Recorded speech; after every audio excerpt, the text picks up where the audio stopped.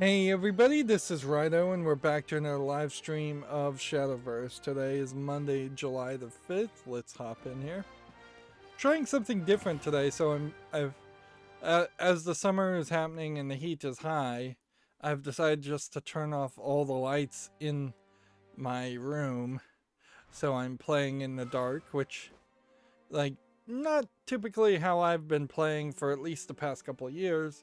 I've had actually quite a lot of bright light to fill up the room. There's still fairly decent amount of light coming in through the windows, even though I do have curtains out, blackout curtains. They're not as good as they could be, certainly. So the weekend was over July 4th, so I didn't think I'd get much done, but I can happily report as part of the accountability section that I actually got more done than I would have thought. So we start today with needing one ranked mission, and it's going to be 2 hours and 20 minutes before anything else resets. We need to do a private match.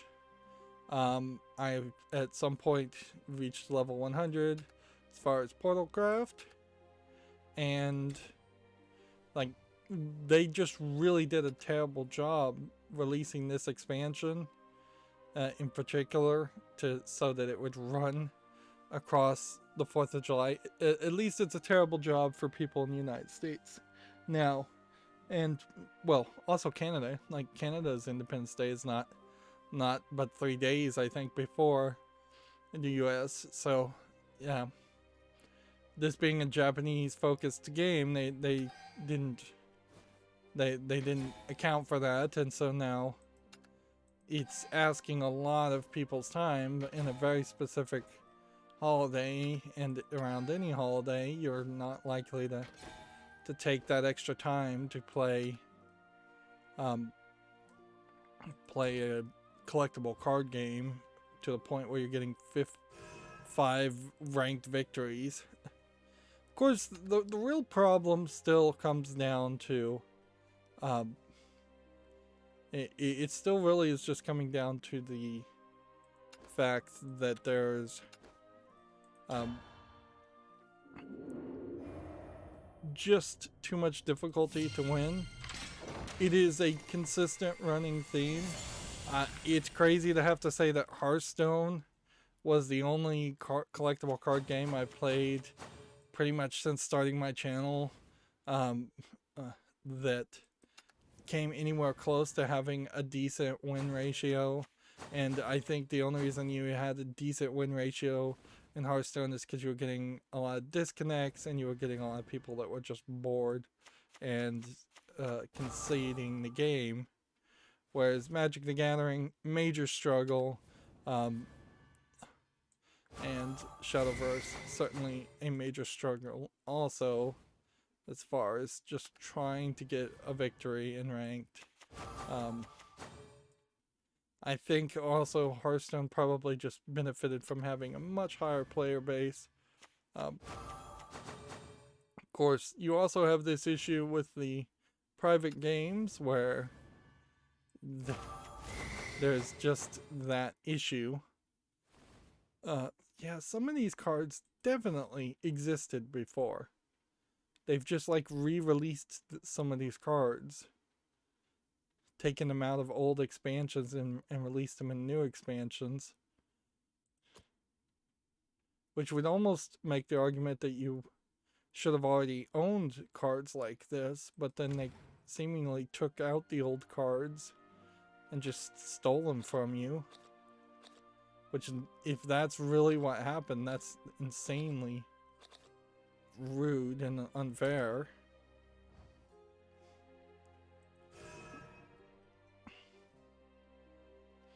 And yeah, I haven't found Shadowverse to be incredibly rude, but it also hasn't been incredibly fair either.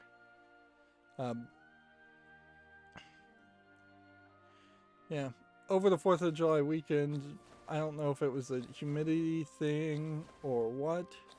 I took like Tylenol and maybe I had some weird reaction to that, but I just suddenly didn't feel particularly healthy. Like I felt like I was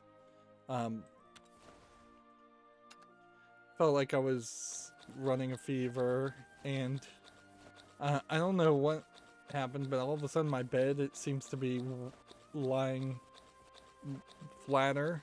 I know I put a pillow under it, so I don't know if maybe there was something wrong with my adjustable bed frame, that it was just broken for years, and I finally snapped it back into place or something, because the head has always been slightly tilted upward, and now it seems like it actually can go all the way down flat, and that's just not been the way it has worked up until this point.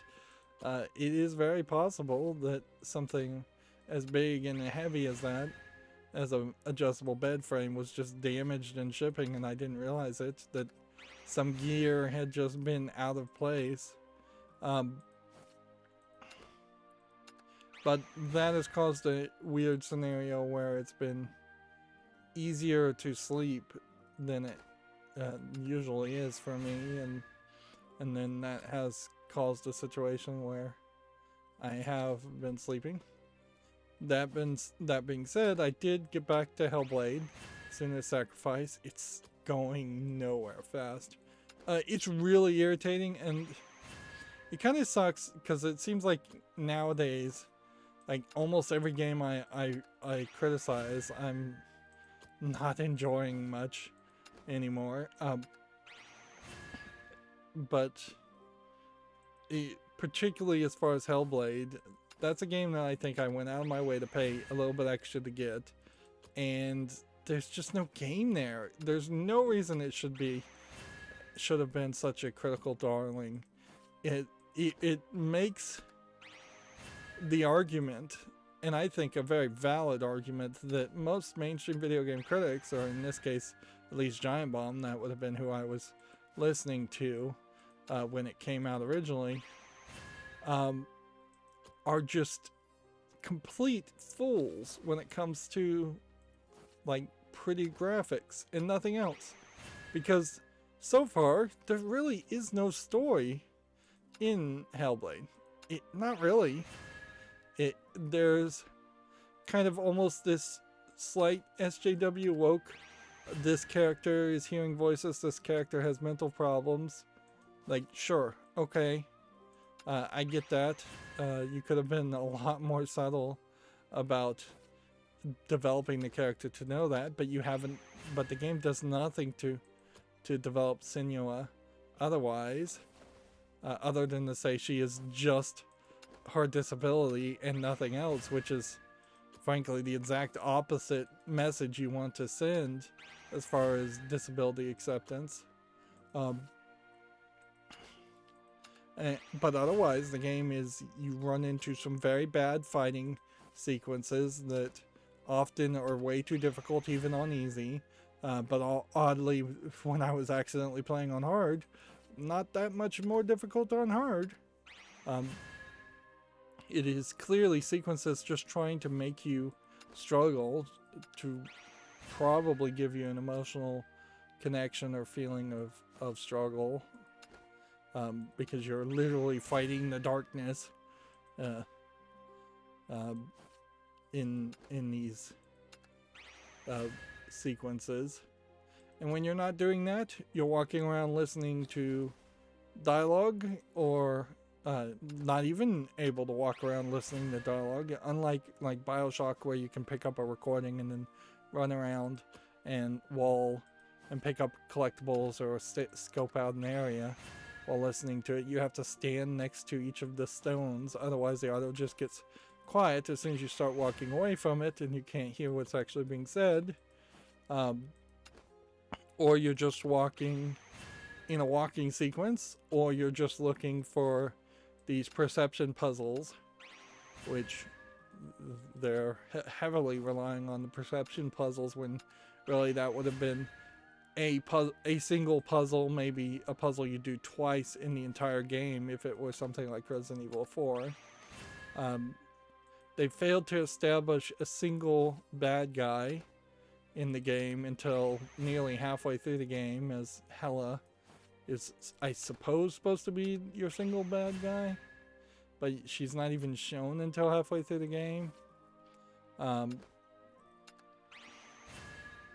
And I just but you're also introduced to this demon voice, and it's uncertain what at this point what the demon voice is supposed to be, but you didn't hear it up until this point.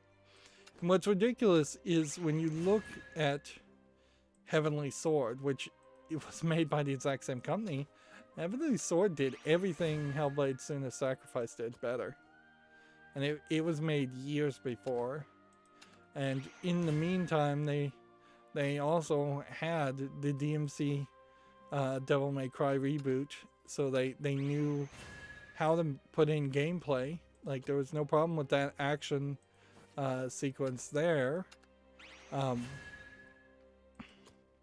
And then the cutscenes actually are more high action and more interesting in DMC Devil May Cry reboot also.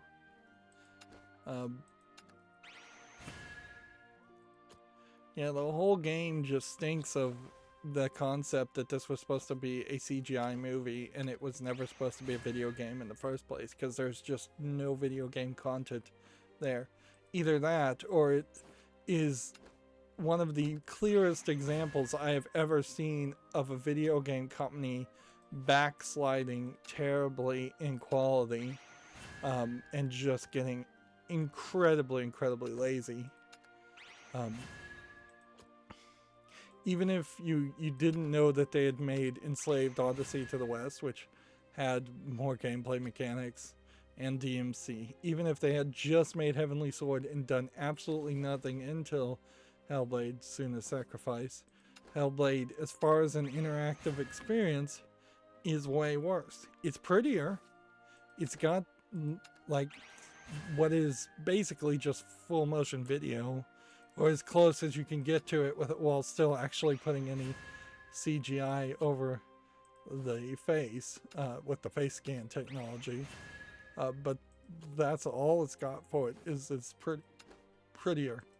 Of course, you can't even look at it because one of the mini, they seem to try to give Senua basically every single mental disability they can think of.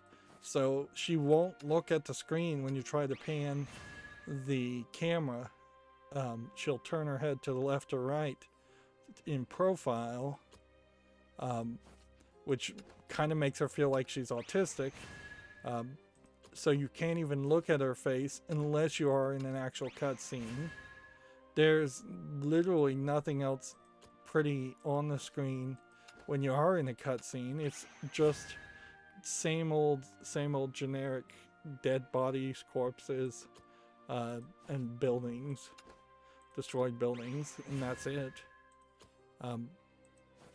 The enemies that you fight are not interesting so far. They are, honestly, they just look like all Celtic druid type people. Some of them are in like garb that is slightly interesting but not that interesting. Particularly, I know Heavenly Sword was more of a fun action game, so they could certainly get away with a lot more colorful and weird characters, but even in staying within druidic and Celtic imagery, there's just a lot of black and a lot of dark blue, and that's about it as far as the visuals. One of the randomly generating enemies has a shield, and there's so far exactly 0 ways to defeat the shield, break it, or knock it back. It seems like you basically just have to struggle with anyone with a shield, which it's annoying, certainly. But then the attack patterns of the other enemies aren't anything special.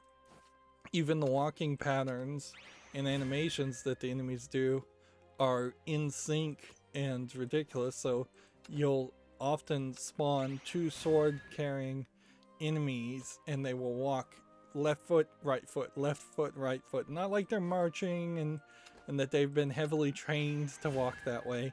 It would be very hard to quickly impress that that was the idea. Just making it so that it's very obvious that they didn't even randomize the animation cycle on the walking, where that would have been an easy tweak. And certainly when you have a game that barely has any content in it, every missing tweak just then again compounds to scream and say, why is this not here? What were you really doing this whole time? It could be that Hellblade was worked on during DMC, Devil May Cry's development, and it was a side project. It could be something else. But it certainly does not spell anything well that their next game is the sequel to Hellblade, and they seemingly have nothing else in development, and they seemingly have been given the green light to go lazy in game development, which no video game critic should do that. That is just almost unethical as far as being a consumer advocate, to tell somebody you did tell a game developer you did too much work, you gave too much of a product, this should have been twice as expensive, this low effort was too much effort. Like, that's not good criticism in any field, and it's definitely not good consumer advocacy. But that is seemingly the exact message that has been sent to the creators of Hellblade. So it'd be very shocking to see Hellblade 2 come out and have it actually be a good game by my standards and actually have interactive experience. I can't off the top of my head think of any series of games that started off a little lacking or a little lazy and then got better. Like, sequels, frankly, for video games are not even consistently better than their original games. Yeah.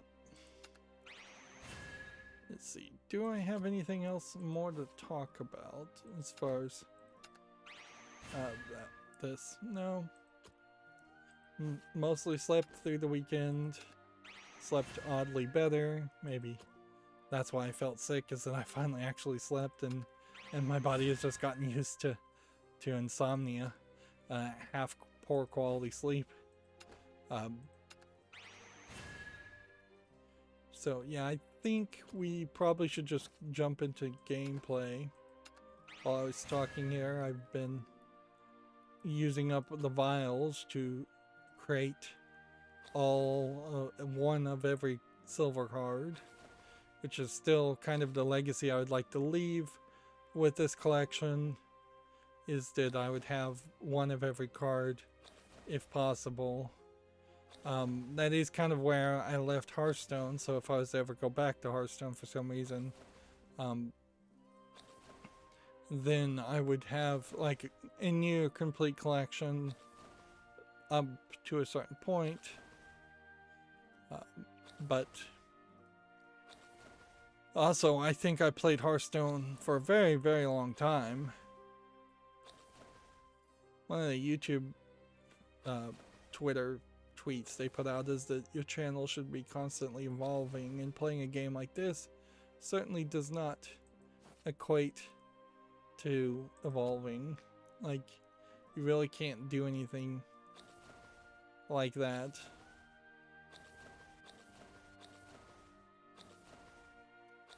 Let's see. Decks. Shop. Cards. Trade temporary cards.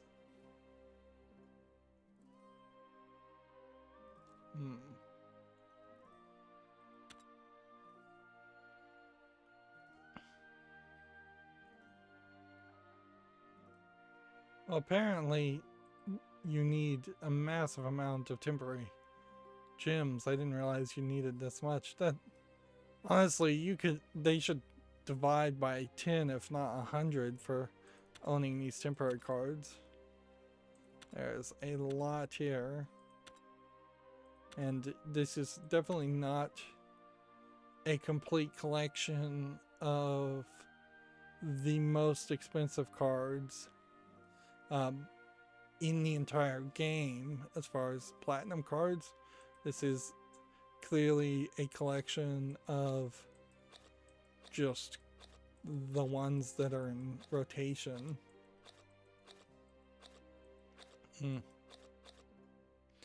Yeah, this whole temporary card system is a system that should be abandoned. It's just not something that works well. I'd buy some of these pre-built decks if I could use gold on them, but I can't. So I'm not going to spend real world money, although that probably is the best way to do that.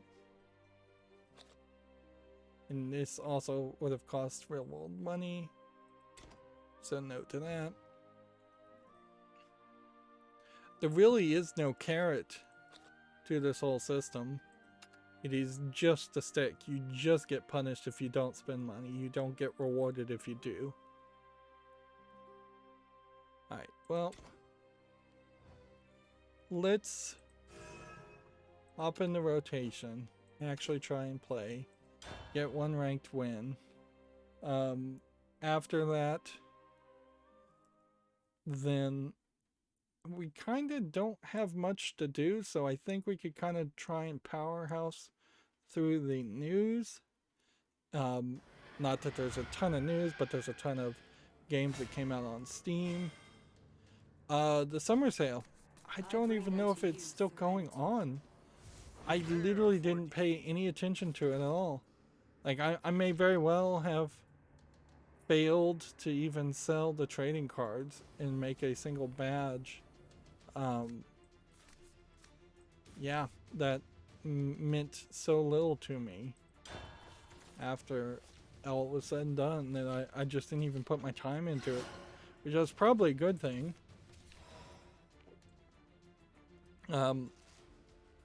Was announced that Jeff Bezos is quitting, stepping down as CEO of Amazon. We'll have to see if that's a good thing or a bad thing.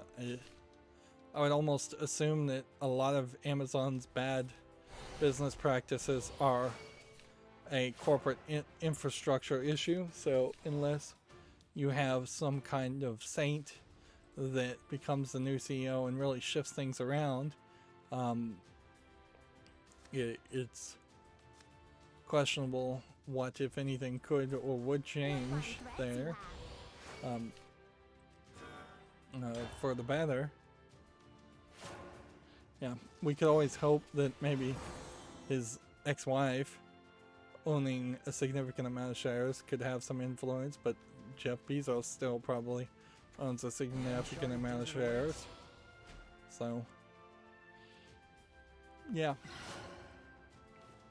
Same is kind of true with the situation with Melinda Gates divorcing Bill Gates, is that maybe Melinda Gates could put a little bit more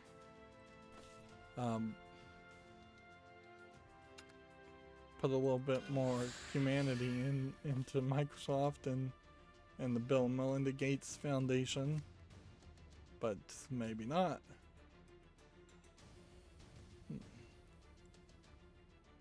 Okay, so what we want to do, I think, is this, then this,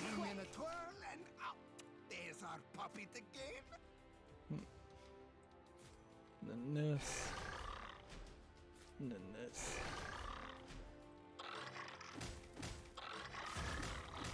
Best of luck to you. Hold still. And then in the turn.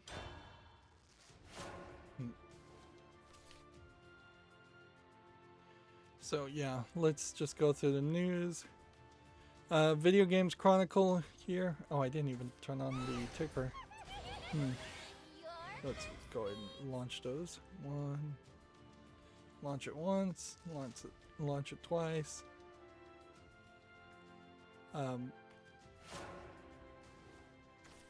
Video Games Chronicle has the July's PlayStation Now games, including Red Dead Redemption 2 and Judgment, and apparently Neo 2. Apparently also the director's cut of Tales of Tsushima or something. I think that's the game, has like behind paywall content.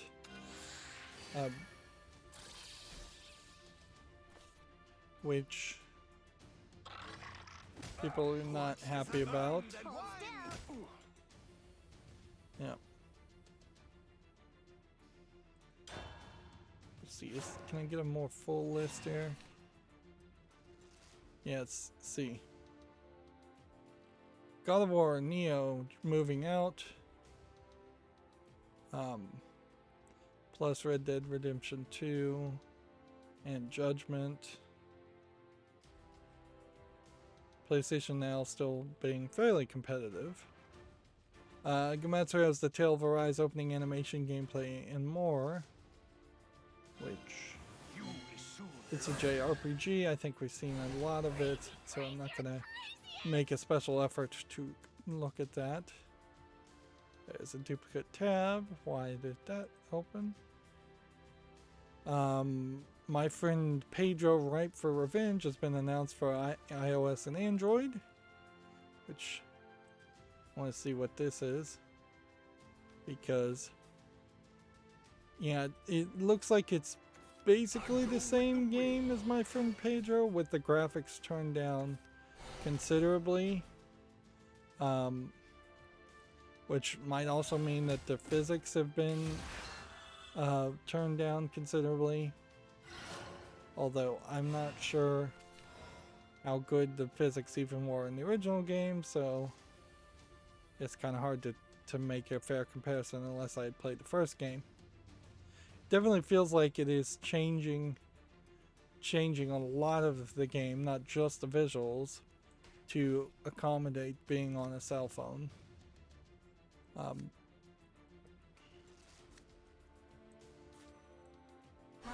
unit confirmed. Let's see.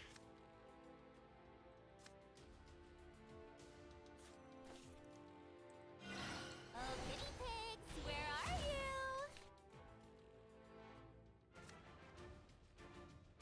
Okay, what I want to know first is, yeah, does this one die? Yes.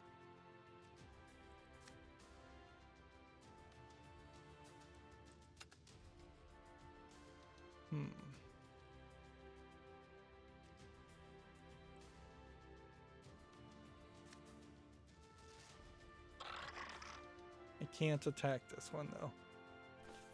So I basically have to hit this Begin. if I want to do anything. Not a warning. Commencing termination. Destroying target. That, Hold still. and that. Wow, that worked better than I thought it would. Yeah, we have a game on Steam called Noriga, which is tagged as a point-and-click RPG game. Looks pretty basic. Coming soon, English Solano. There was a game I wanted to look up because it is an old arcade game, and I saw some reviews of it. It had been ported to a lot of the NES era, first generation, second generation consoles. So yeah, I saw a review of this game, Toki, where you play as this monkey. It's been remade, and I think the remake is probably the only one I would like to probably play, if any. It is on my wish list. It is rated very positively. It is apparently $1.99.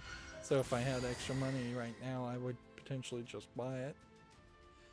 Which that also brings up an interesting question. If I just go to the Steam page.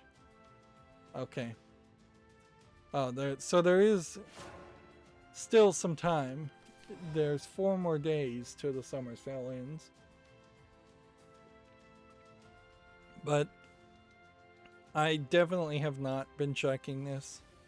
I definitely have not been going through the curated feed to get the one card.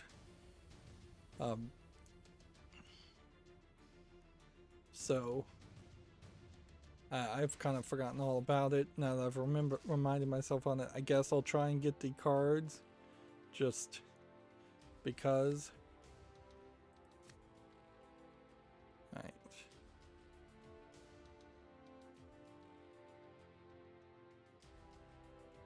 Let's see, what can we do? Guess you want to do this. Damage heavy. And then I guess you want to do this. Sleep. The design fault lies with you.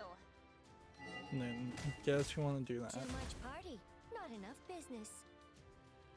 And just, Such I a think, genius. probably, Why is it the string is so pricey? Hold still. let's kill those two, Too I much suppose. party, not enough business. And that should invoke another card. Ephemeral lives.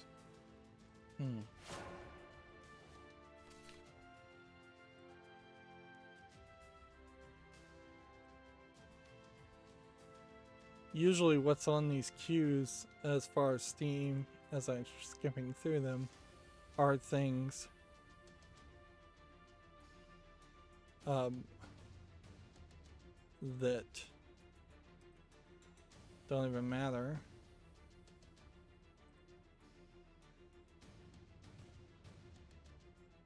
So yeah, they're things I've already looked at or already dealt with.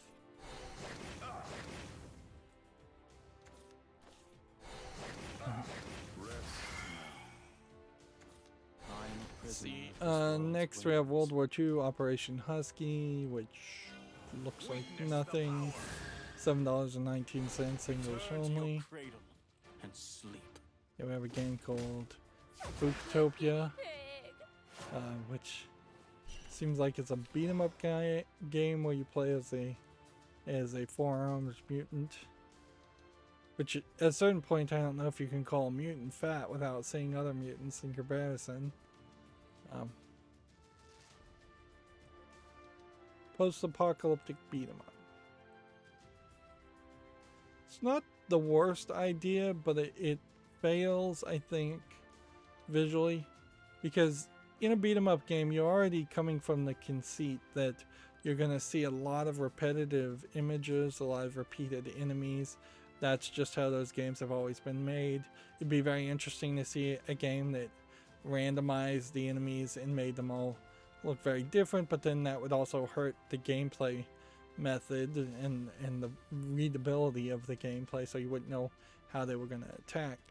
That being said, this is just ugly, so the entirety of this game, which probably isn't that long even, would be just looking at ugly visuals the whole time. Early access $4.79, lots of languages. I think we have to pass on that one.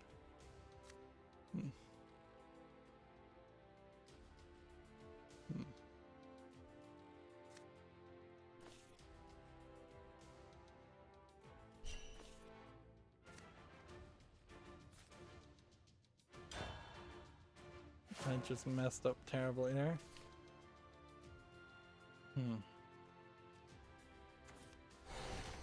That's gonna be really dumb if I somehow lose when I have a victory. Obvious scenario here.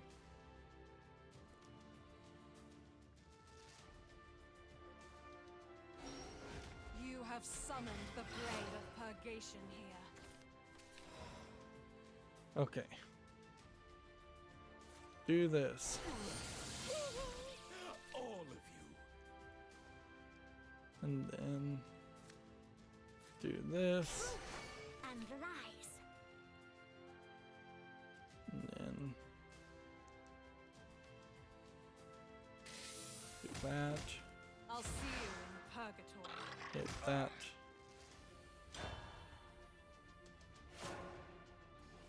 I am a prisoner of this world's whims. I do actually want victories, even if there isn't a major, like, daily quest reason. You still want ranked victories and to get up in the rank.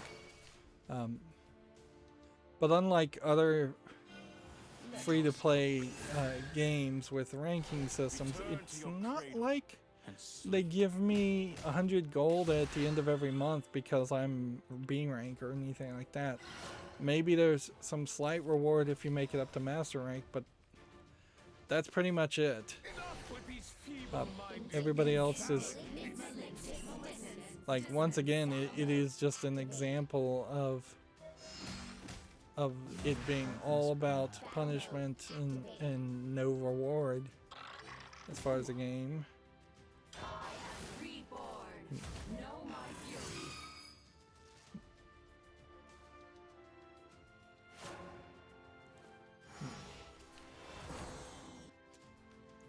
Here we have a game on Steam called Prop Hunt, which I think we've seen at least this game before, if not several copies of this game.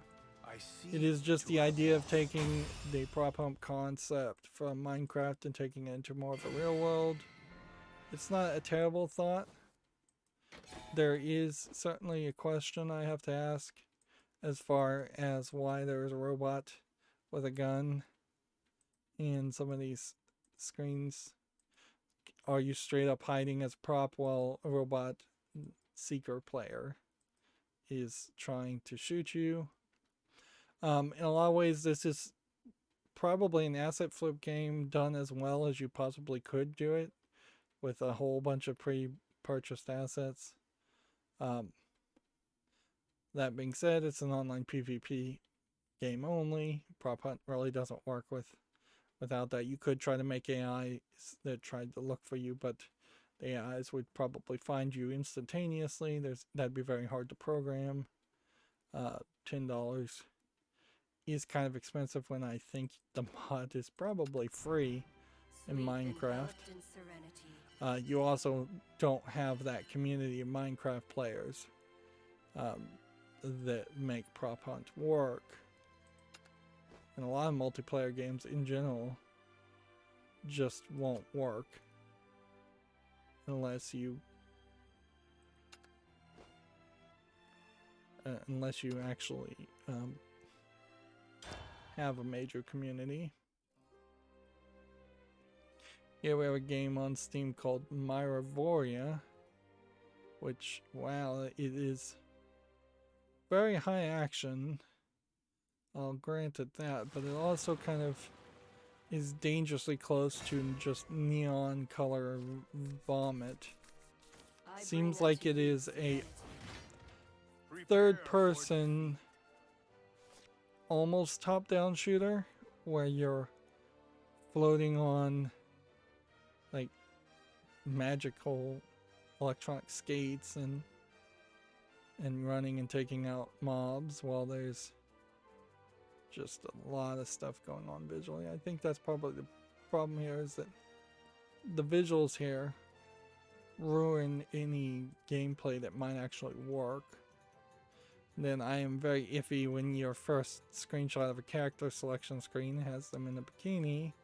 That feels a little low effort in the graphic style and a little low effort in actually how you're trying to sell your game. early access, $10.79 English and German.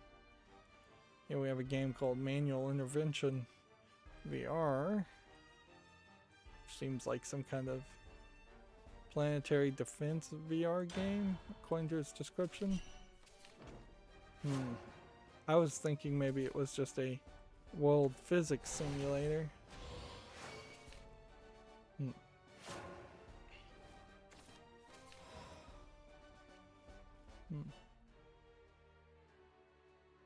So it feels like what it is almost like Tetrasphere if instead of playing Tetris, you were playing Missile Command and shooting down missiles that either are coming from spaceships or are coming from other continents. $2.24, English only. I don't feel like working with a sphere in VR is particularly easy. Like, and in all fairness, I don't feel like that was the intention, at least in Tetrasphere.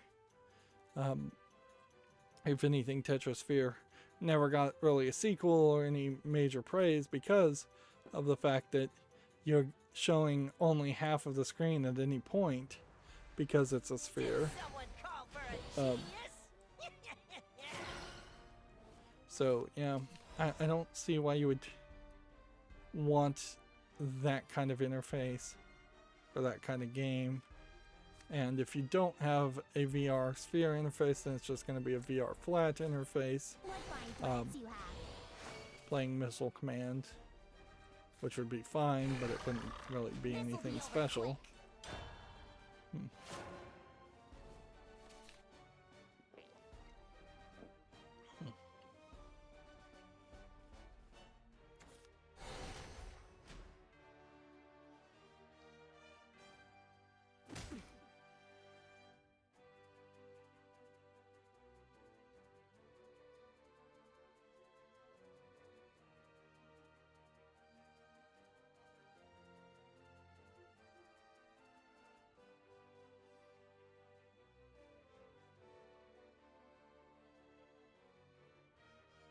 So yeah, the YouTube Creator Academy put out this thing, sustaining your channel, evaluating your YouTube journey, like which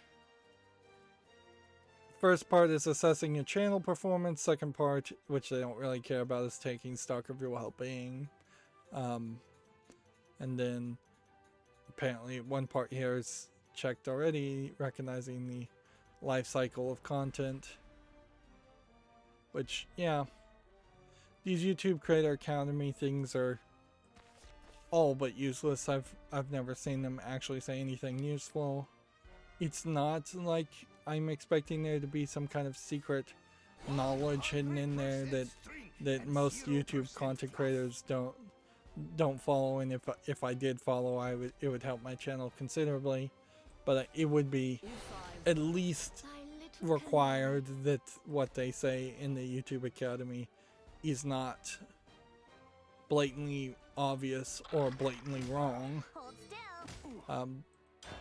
And the joke, the funny part about that is some of it is just straight blatantly wrong. If I was to say right now, I do think I've got a fan or two watching Danganronpa, which is good, because if they actually want to follow that all the way through to the end, that's a very long running series. And any of my daily scheduled series getting any views is always appreciated. I would like to promote people to go back and watch my most watched video, because it's at like 89,000 views, but also that's a out of date and how-to video that's not in line with any of my other content, so I don't want to try and teach the algorithm that my best content is not the content that I want to actually make.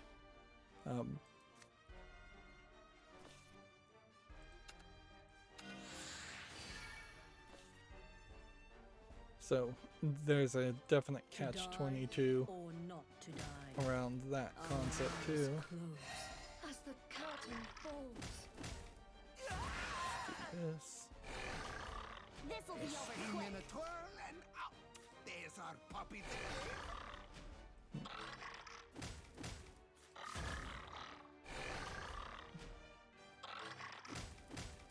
Good draw. If I were. Thy little canary. Begin. A green willow must be. To die or not to die. Watch as I wind and wind. Specifically for video game content creators, I don't know what you could really pivot your channel to change it more. Like, I could pivot away from the evolution of talking about video game news, and then I could just be woefully ignorant, because then I'd never have time to cover video game news. I could pivot more into video game news and have even less views, I'm sure. I could pivot away from playing Shadowverse completely and just talk about video game news, which I'm sure would give me less views. I could pivot, it would have been much more realistic an argument to say to pivot to playing Hearthstone than Shadowverse only, because Hearthstone, at least at its new expansions, had fairly decent peaks of views.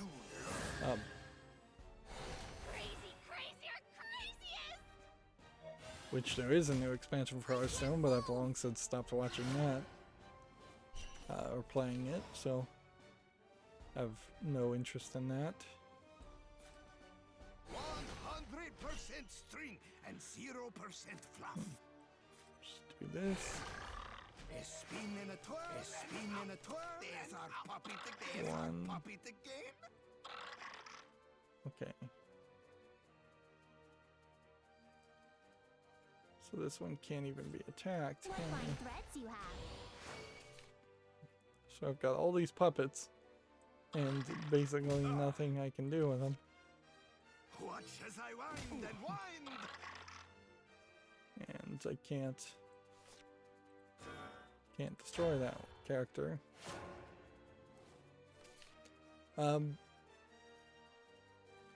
and as far as the pre-recorded content, if I was to shift away from pre-recorded content, then I wouldn't be playing any video games at all, and I wouldn't really be a video game critic at that level. Yeah, I'm far too part committed as far as just how many games I have on my Steam account that I've specifically gotten because I want to A, play them, yes, but B, because I want to make content around them. The only real shift I've thought about is getting Binding of Isaac Repentance and trying to play that more on a daily basis. But I think I'd probably burn out on that faster than most people would recognize, too.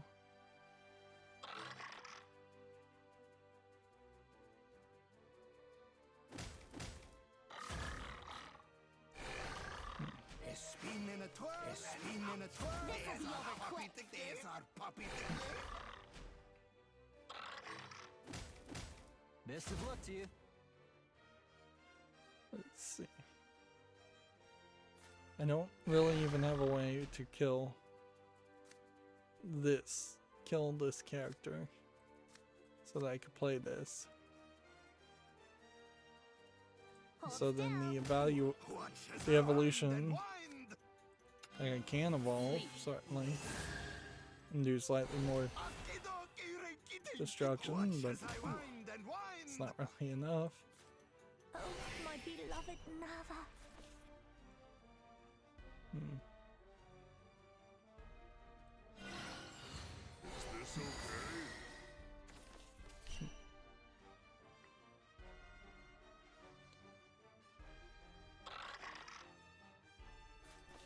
I mean, I guess maybe I was supposed to be using this card to evolve these cards.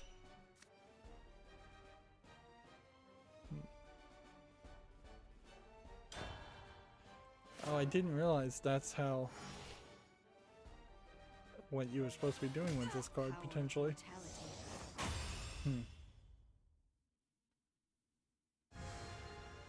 I just watched a explanation video of the original Zelda speedrun, which was fairly interesting.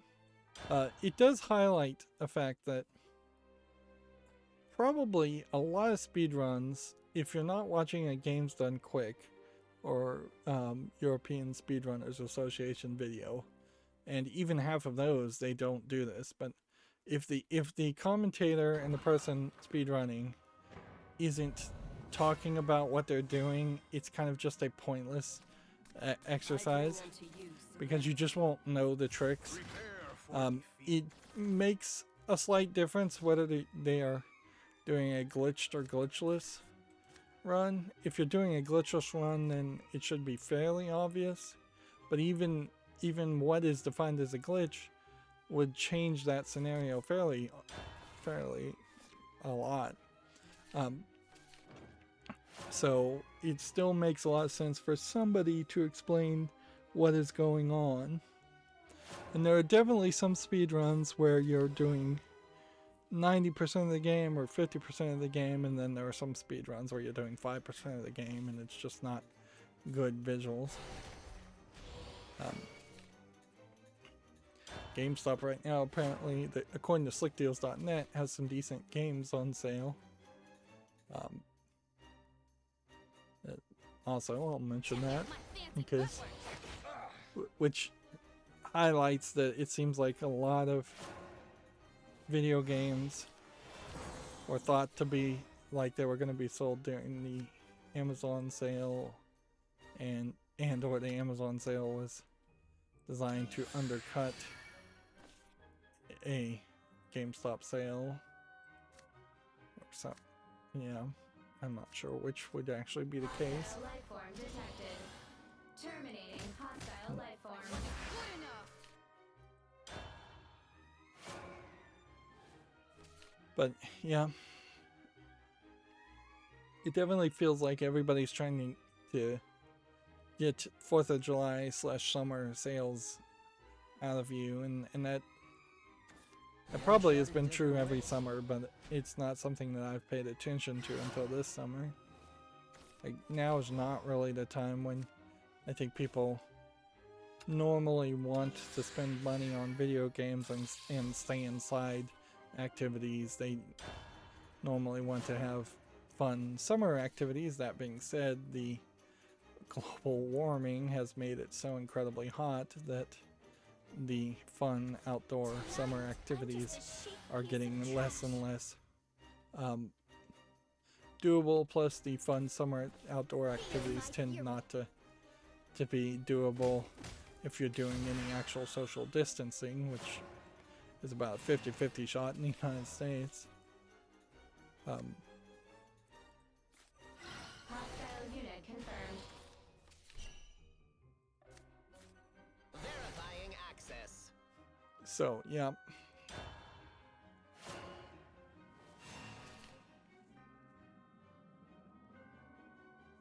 At this point, as far as my budget, pretty much all Black Friday and Christmas type shopping has pretty much been done.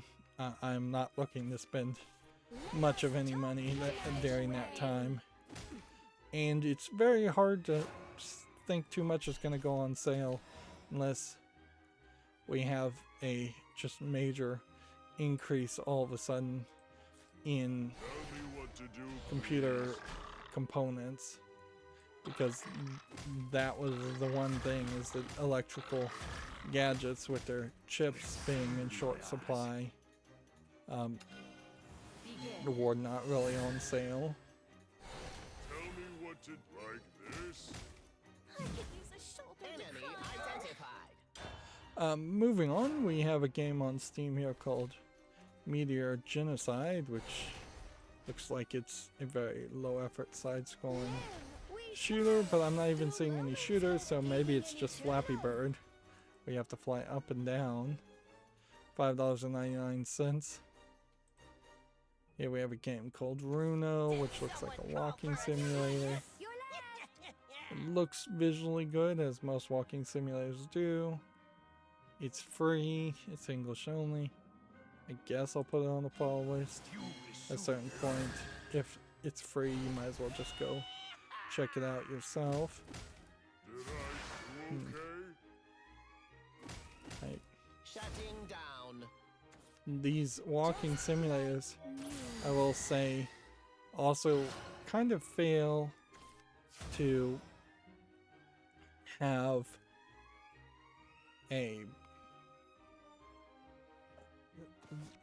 any kind of late term use for their existence. It's a weird way to describe things, certainly, but yeah, that you just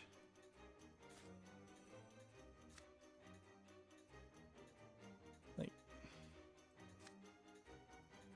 I think I have to do this. I think I have to do this, and then this, and then this, and then this. Too much party, not enough business. Do that. And do that.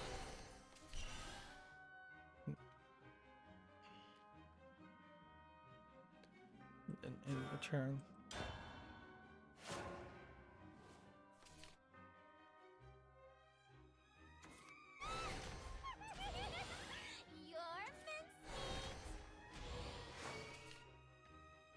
Video Game Chronicle has an article here. Atari Gaming is abandoning its free-to-play and mobile game strategy. The company will now focus on delivering premium PC and console games.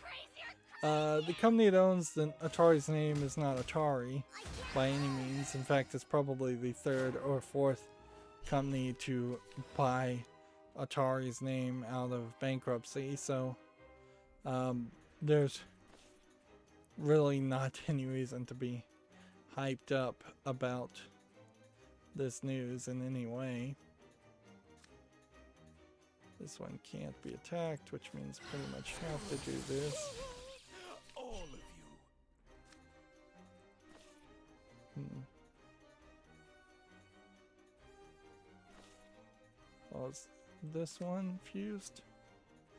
Even once? Twice already. So is there any reason to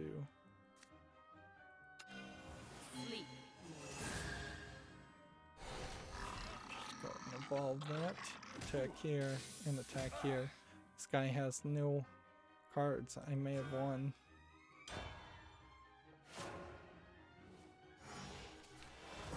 Here we have a game on Steam called Billionaire Lovers, which at a certain point, are you really going to get a good romance story if everybody's a billionaire? Like, because like seems like there'd be not a lot of struggle, at least definitely no financial struggle in that case. Plus there's seemingly nothing here. It feels like maybe this is guy on guy. Visual novel. English is not supported. $2.39. Chinese only.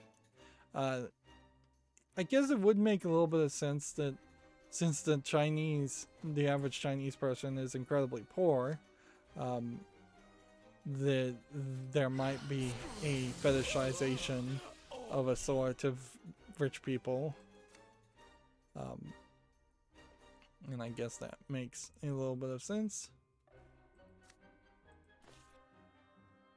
Okay. Let's go ahead and hit that.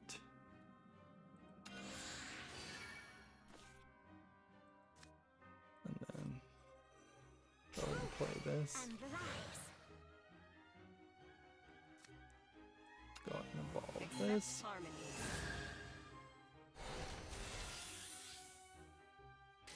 One, two, three. Your strength is formidable.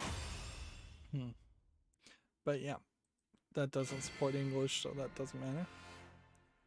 And then next we have Island Dairy, which is a casual dating sim visual novel with anthropomorphic anime girls and cattier girls, going with the moe art style animation. Some big boobs on one character, and then practically non-existent boobs on some of the others. $15.29 Japanese only. And in a funny way, for the Japanese audience, this is a game that might very well sell way better to them than the previous game. It definitely shows that there are different thoughts and considerations. Everybody is stuck on a deserted island.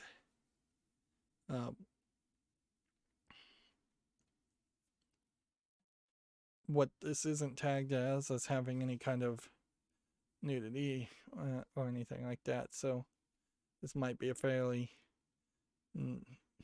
teen-oriented game more than rated M for mature-oriented game.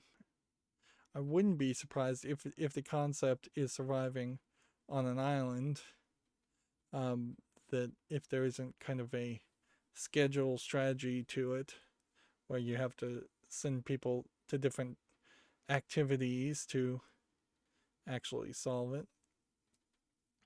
And it also shows that in the minds of the Japanese, the only way that they would ever possibly end up with the affections of even one girl, let alone three, would be through extreme circumstances like being stranded on a desert island. Now, at the very end of this video, there was a upskirt shot of one of the characters that was then blocked, censored with a image, picture of a face. So it is possible that you might get some upskirt shots. It's possible you might actually get some nudity in here, but I'm definitely not seeing that. It's funny that I just got an emblem on Shadowverse for winning. So these emblems, clearly they just come whenever. Yeah, as far as the mature content description of this game, it says it's strong language that may not be suitable for all users. So I think that this is probably a censored, cut down version of something that maybe has some adult content or not. I bring unto you Guess I put something like that on the follow list. All systems online. I don't know what I'd really say trying to criticize a game like that, or a visual novel like that. Frankly, I'm not sure I'm willing to go deep into the realm of criticizing visual novels in general. But yeah, when you have, this is just a fantasy fulfillment story, all I could really say is, well, is this fulfilling a fantasy for its target audience, or is this fulfilling a fantasy for me? I think that's pretty much all you could say there. It's like, is the writing good? Is the voice acting good? That is, I think about it.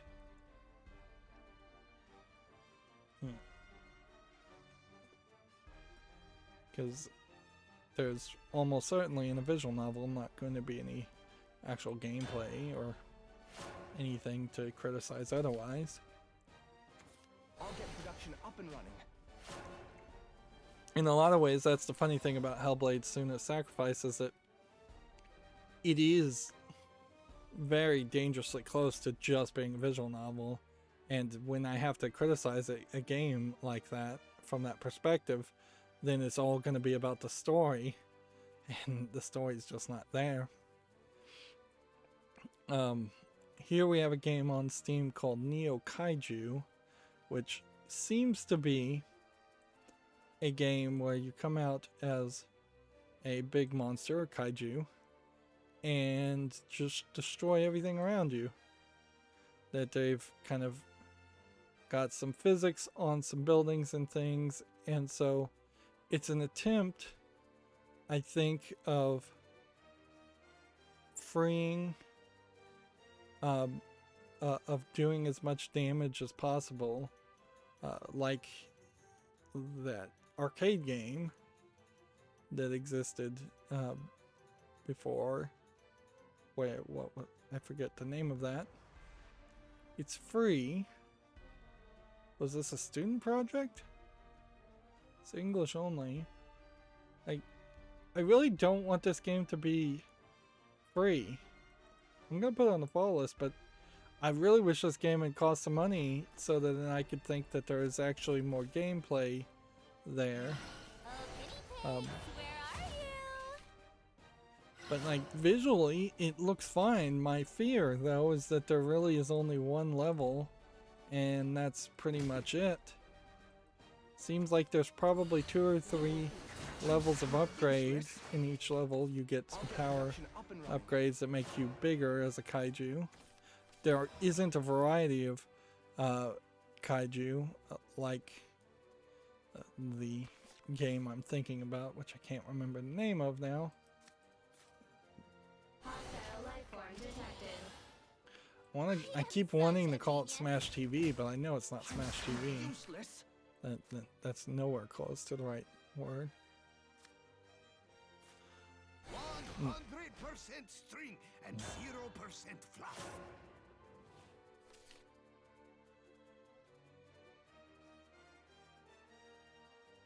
Yeah. I really wish Heavy impact sustained. this game cost like 99 cents or something. Or you told me it was a student project, and then that would be it. Rampage is the name of it.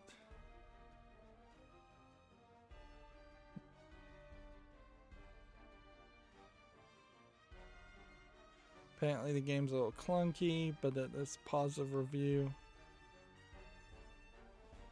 Like, really fun little game. Interested to see where it goes. That's really what this would probably be better, is that if this game had just been in early access, even, I would for free, I would be a little bit happier with it.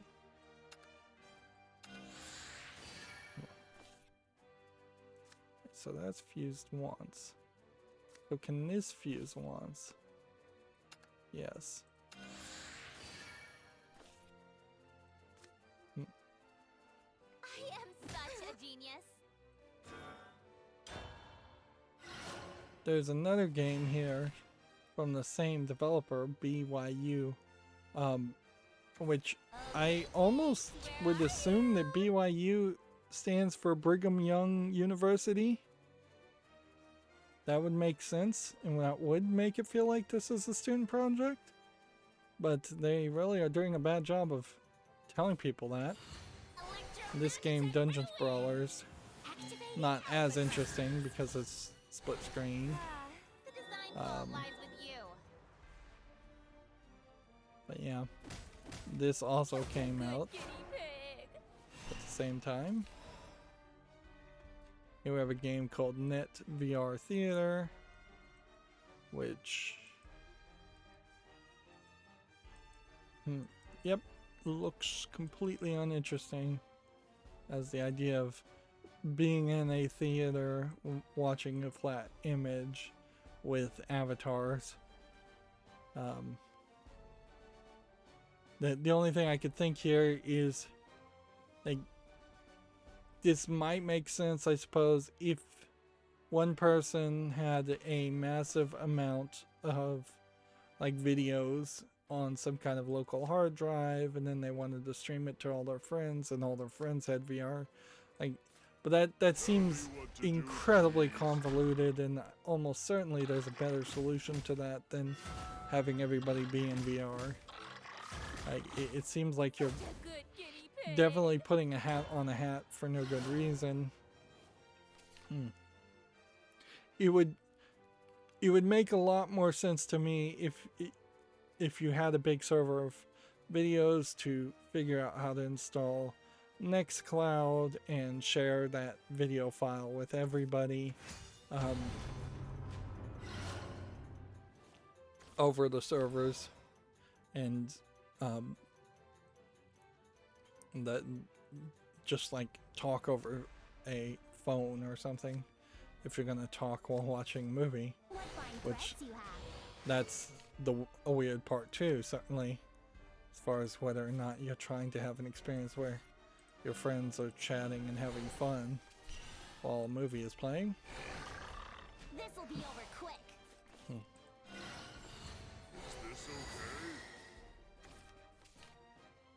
Let's see.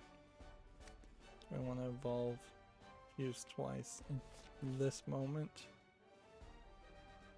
I could, but I don't have enough play points to want to do that.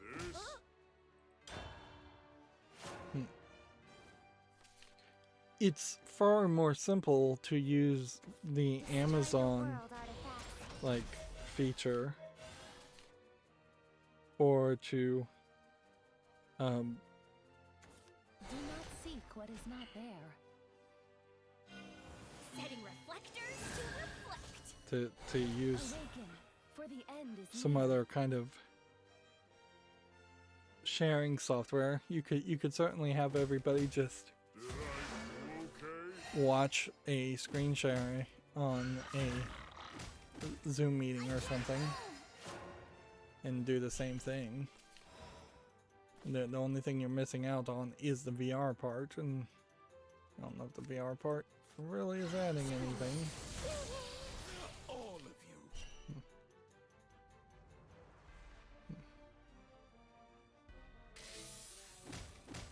A fitting end.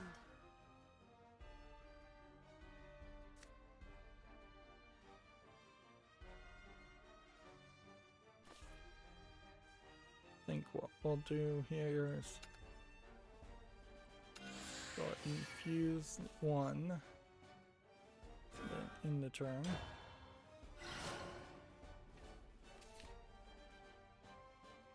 This next game is tagged mature, so let me just make sure there's nothing YouTube family unfriendly here. Doesn't look like it. Here we have a game on Steam that's called Midsummer Madness, which is just a low-effort puzzle game with a couple kind of poorly drawn anime girls. $1.19, easily dismissed. Here we have a game called Escape War, which looks like a top-down twin-stick shooter, What is not there. and with some dark screenshot syndrome on top of it. $3.74. Here we have Snake Deluxe, which pretty much doesn't matter how deluxe you try to make Snake. Snake is still probably not a game worth playing. $2.54, bunch of languages.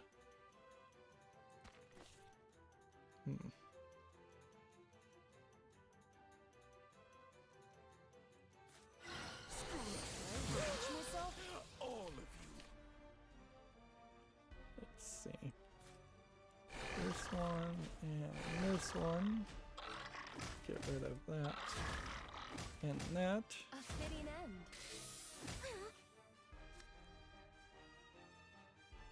We've done that.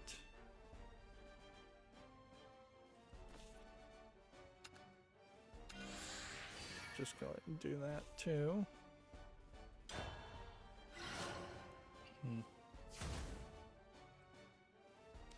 Here we have a game called Drifters Don't Break. There's another game that called Breaks Are for Losers, I believe, and I think this game is just trying to create some name confusion around that. As a drifting type game, it does not look particularly good.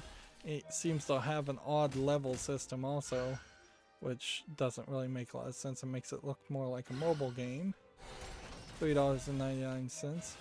Oh, I did want to mention, there's a music game called Cytus, Cytus 2, Cytus, I believe. it occasionally shows up on Slick Deals as being free, and 4 or 5 times I've installed it only to find that it is not really free. The base game is free, but then there is a massive amount of $10 DLC for more music. As probably the way any music game would work, but Slick Deals seems to be particularly bad about recognizing that it is not really a free game at that point. On top of that, it's a music game, which I personally would never play, and so I can't really attest to any real quality. That one. I'll destroy you all. And then let's go and hit that one. Please don't throw me away. And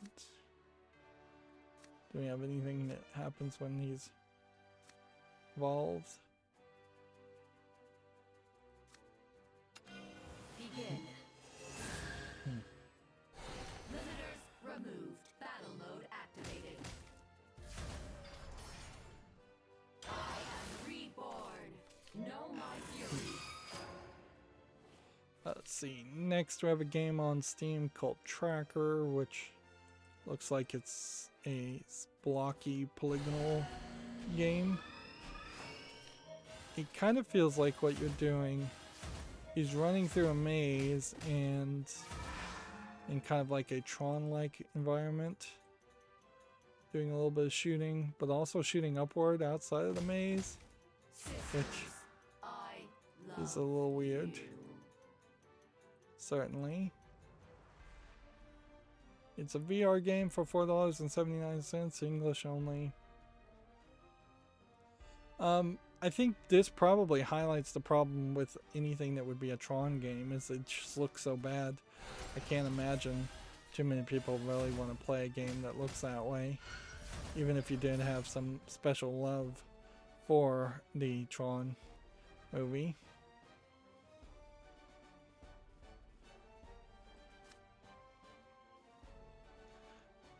This invention could be my claim to fame.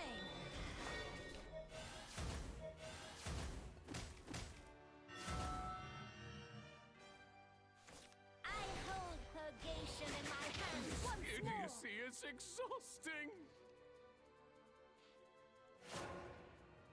I am reactivated.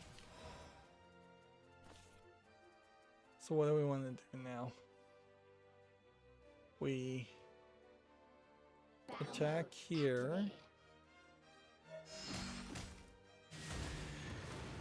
Then I guess we attack here. Just evolve that one up. Systems overloaded. Then that and that would have won. And they realized that and quit. Sleep enveloped in serenity. It's such a hassle to do the private game right now that I'm not even trying to do that. If you're wondering why this, I'm letting this go a little bit longer. We now finally have a daily quest that we can focus on. So we'll try and get Havencraft or Shadowcraft victories instead of just nothing. Alright, well, Havencraft, I suppose. Yeah, we have a game on Steam, Go for Launch Mercury. I don't see a way that I could ever get into playing another, like, rocket launching simulation game after Kerbal Space Program.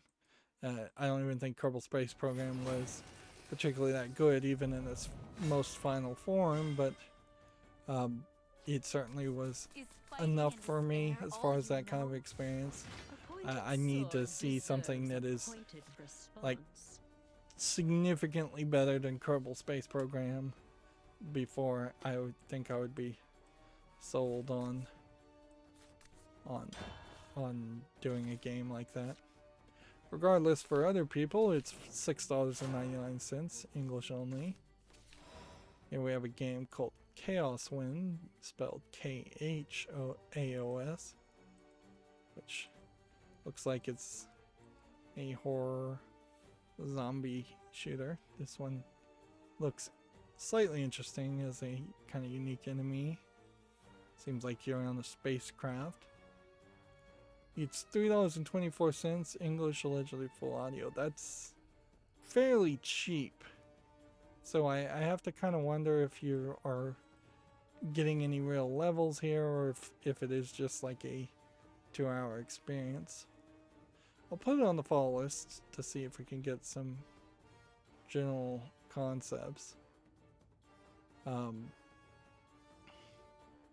Suppose this is one thing I could have tried, certainly with my YouTube channel, is just linking to YouTube videos in reviews on Steam. But that frankly would take so much extra time that I'd only get down to doing that if somebody else was doing it for me, or if there was a way to automate it. Which I don't know any way you could actually automate it. But yeah, I suppose that would be a thought. Next we have 1001 Jigsaw Earth Chronicles 4, just another jigsaw puzzle, $2.99, bunch of languages. Video Game Chronicles has an article here. It seems like Video Game Chronicles is going to be a news source going forward, whereas envisiongaming.co.uk is getting removed, A, because it didn't have any new unique articles, and B, because its title, its URL was just way too long.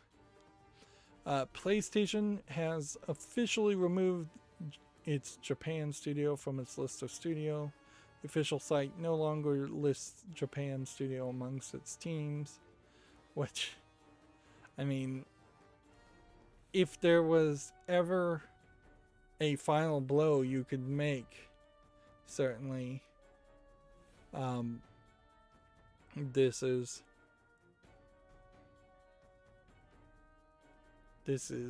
pretty much it.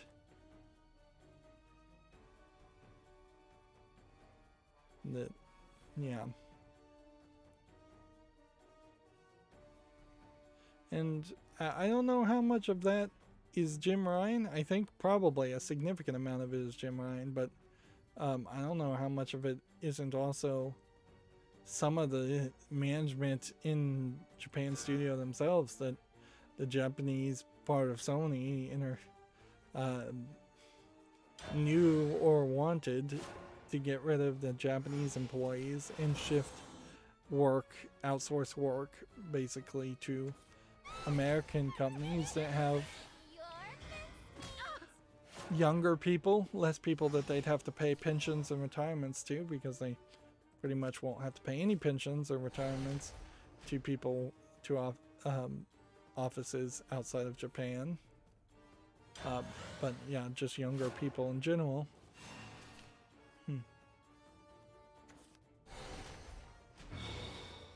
But the bigger aspect here, and see, if I was Jim Ryan, if I was the Westerner put in charge of Sony Interactive Entertainment, at least on paper, you have to pay lip service to the Japanese creators, or you're going to lose the Japanese market completely. I'm sure on the Japanese equivalent of Reddit, whatever that's 8chan, 4chan, or whatever, some chan or whatever, it might be Line, really, where they'd be talking about this. I'm sure gamers in Japan now feel like this is just yet another blow to not caring, Sony of the West not caring about Japan and the history there. I'll see you in purgatory. And so I wouldn't be surprised if we very quickly start to see a major like fall in sales as far as PlayStation hardware and PlayStation 4, PlayStation 5 hardware. We'd already been seeing fairly large falls as far as software, but I wouldn't be surprised by this time next year if Japan turns to Xbox,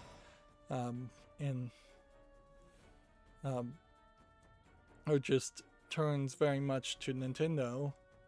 I guess it would be more that they would turn to Nintendo than anything else. I'm already a proper lady, you know.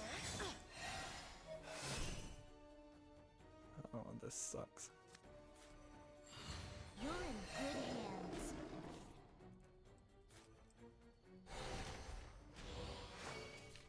Needed that to do more damage, and it didn't.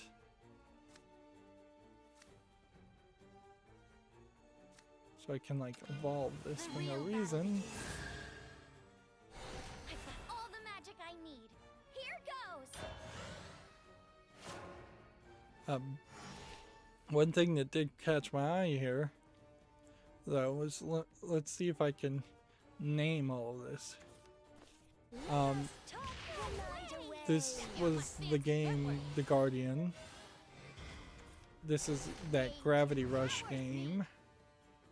This is Everybody Golfs. This is Ape Escape. This is the demo game. This is Knack. Don't know what this is. I don't know what this is. I don't know what this is. I feel like I've seen this puppet, but I couldn't really tell you what this is. So, yeah, there's enough there, I would say, as far as games. Knack, Loco Roco, Ape Escape. They worked in collaborations with Bloodborne, The Last Guardian, and Everybody's Golf. They worked on the PS5 Demon Souls.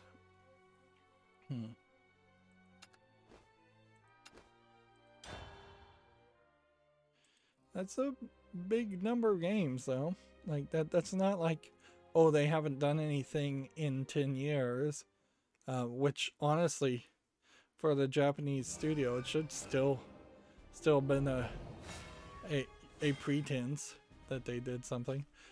Honestly, I wouldn't be surprised one bit if it was revealed that the Nintendo of Japan offices really have not worked on any actual game other than superficially in the past 2 decades. Like, if you just told me that they secretly were hiring out third-party developers to do 90% of the code and that was it, I wouldn't be surprised at all. That was one of the things that was interesting about looking at the credits for The Legend of Zelda as I was watching the speedrun, is that they listed at least 3 programmers who actually made Legend of Zelda, which probably means that at least 3 people actually made Legend of Zelda, if not 4 or 5 times that much. And there's just a bunch of uncredited people, interns and lower level assistants, but it may very well have just been 4 people. But what that message should be taken as is that even in relatively early days of NES era game development, one programmer could not program a game. It's always been except for the very early days, it's always been a collaborative effort. And I think that is a message that probably needs to be told to kids in programming classes from the beginning. And it's certainly not a message that was really given to us, to me in my programming classes, where every project was a individual project. The nature of working in a class and grading people's efforts, almost every project was an individual project, when that's just not realistic. It's just not how things are going to go. So there is that disconnect. There were some group projects, but honestly, it was in the group project I can think I did that comes to mind was actually a group project to make websites in an HTML class, not in the C++ classes. I think pretty much my 2 years of C++ classes in high school were 100% individualized projects. Yeah, I think they were. And come to think of it, the second year in my C++ class, I think I was in a classroom with a bunch of other first year students. So like I was basically one of maybe 3 students. Maybe I was the only one that was even bothering to take the second year, and this probably just highlights that the teacher was bad. But it was kind of early days for the idea. It was before the idea of STEAM and STEM and all of that, certainly. But yeah, I'm fairly certain my second year in C++ in high school was just me or maybe 2 other people, separated. We weren't even grouped together next to each other doing the second year projects individually.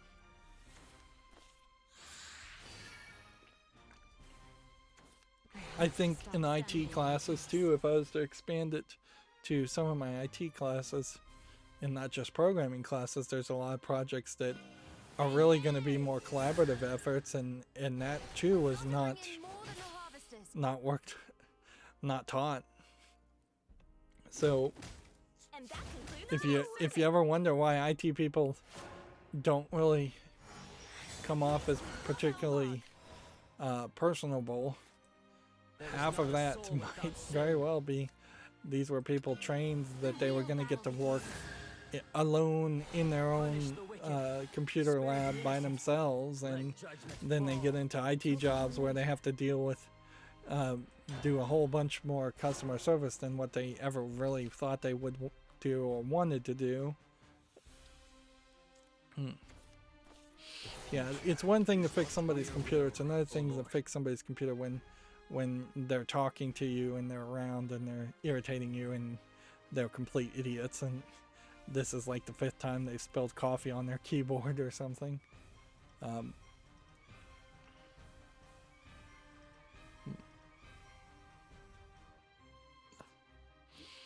And there's a certain level, particularly in IT and customer service, where there is a percentage of people that are just proud to be unintelligent on that subject. Like it's one thing to say I don't know anything. It's another thing to say I don't know anything about computers, and I'm proud of it. And that is kind of a shocking response you will get more often than you would think you would get.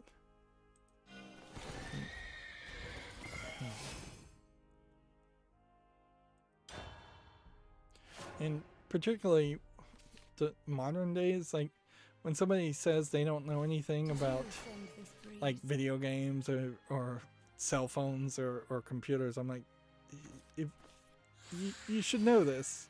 They've been around most people's entire life.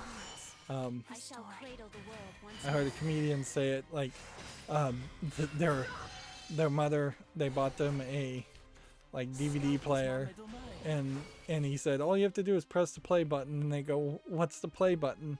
And he's like, the play button is the green triangle, the same green triangle it's been for 30 years. It's the same thing that was on record players and phonographs and cassette players. And yeah, that's totally the case. Now, sure, there are some remotes that don't have it as a green triangle, and they just have it as a white triangle. And there are some remotes out there that have square buttons and then a picture printed as a triangle. But there really is no excuse for being that willfully ignorant. That's at a certain point just intentionally being stupid. Let judgment fall. Save yourselves.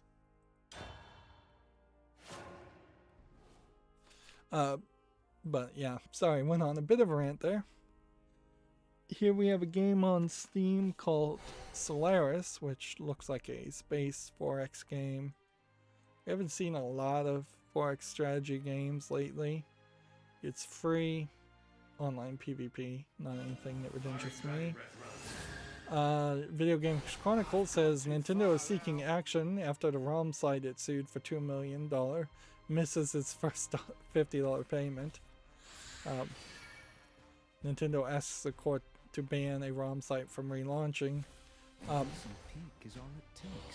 Which those are kind of two separate things. But it really goes to show Nintendo is just wasting their money to prove a point here.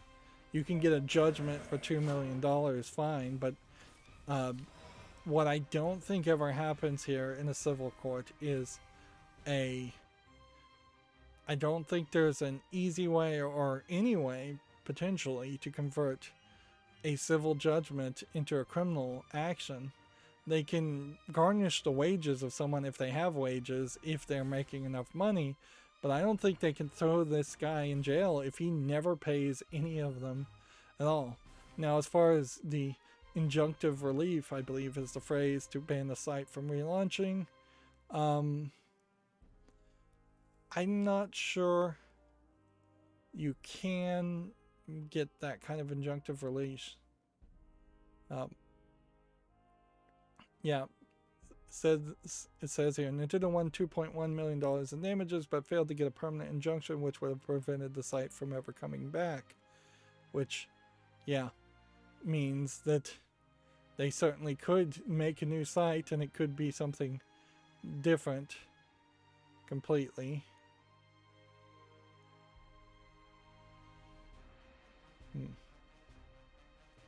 So, yeah, this guy, as far as ROM Universe, is probably going to try and relaunch. And I wouldn't be surprised if he tries to relaunch and actually tries to put some effort into actually avoiding Nintendo ROMs and only post other ROMs. Which I'm sure that's how Nintendo looks at this whole thing, is that they're saving the video game industry by stopping all these old abandonware ROMs from being listed.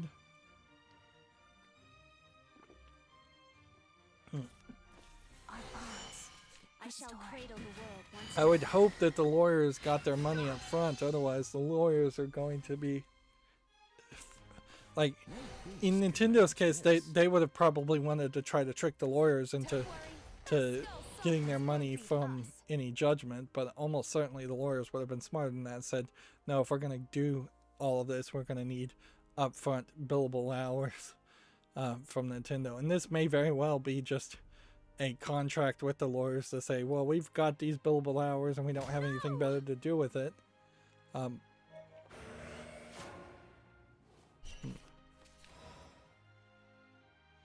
Like, the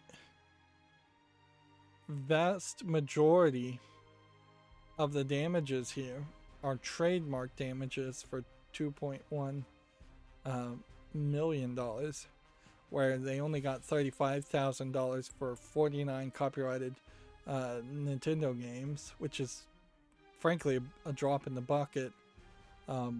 So if he were to relaunch a site, make sure he has no Nintendo trademarks, and still just listed the same 49 Nintendo ROMs, he would, in the next lawsuit, almost certainly only be charged somewhere between $35,000 and $90,000. And it doesn't matter what these numbers are, because clearly Nintendo can't get $50 out of the guy. And that is the joke here, certainly, save yourselves. is that you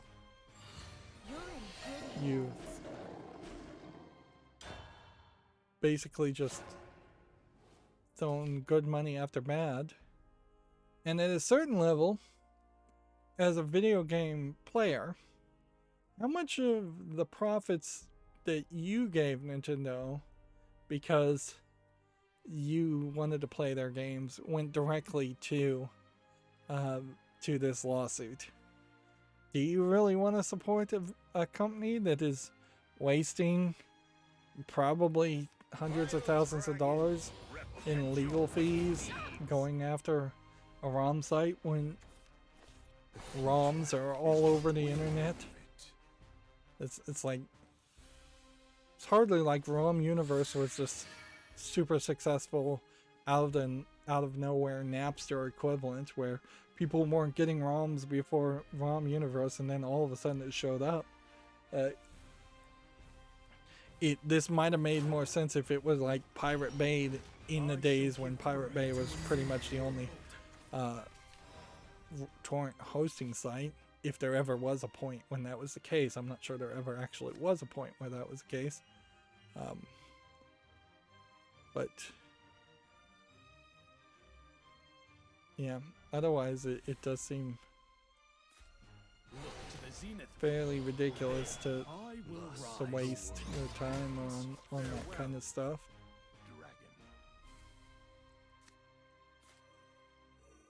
Let's see. I'm just gonna play this. I will rise. The world cycles on. Let's see. Next, we have a game called the Chatter Show free version, which is one of these games where it's supposed to integrate with Twitch chat. I will rise. It's free, so I guess the price is right, but I have no interest in it. It looks terrible. Yeah, we have an Asian titled game that looks like a mobile game converted. It doesn't look too different from the Might and Magic game where you line up 3 characters and then they level up. I'm not sure it actually works that way.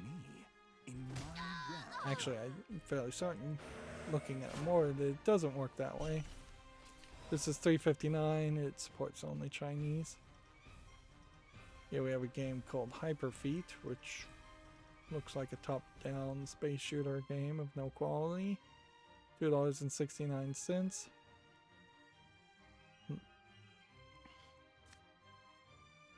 Okay. Deal 4 damage there. Farewell, dragon. And go ahead and do that. I'll go ahead and do that.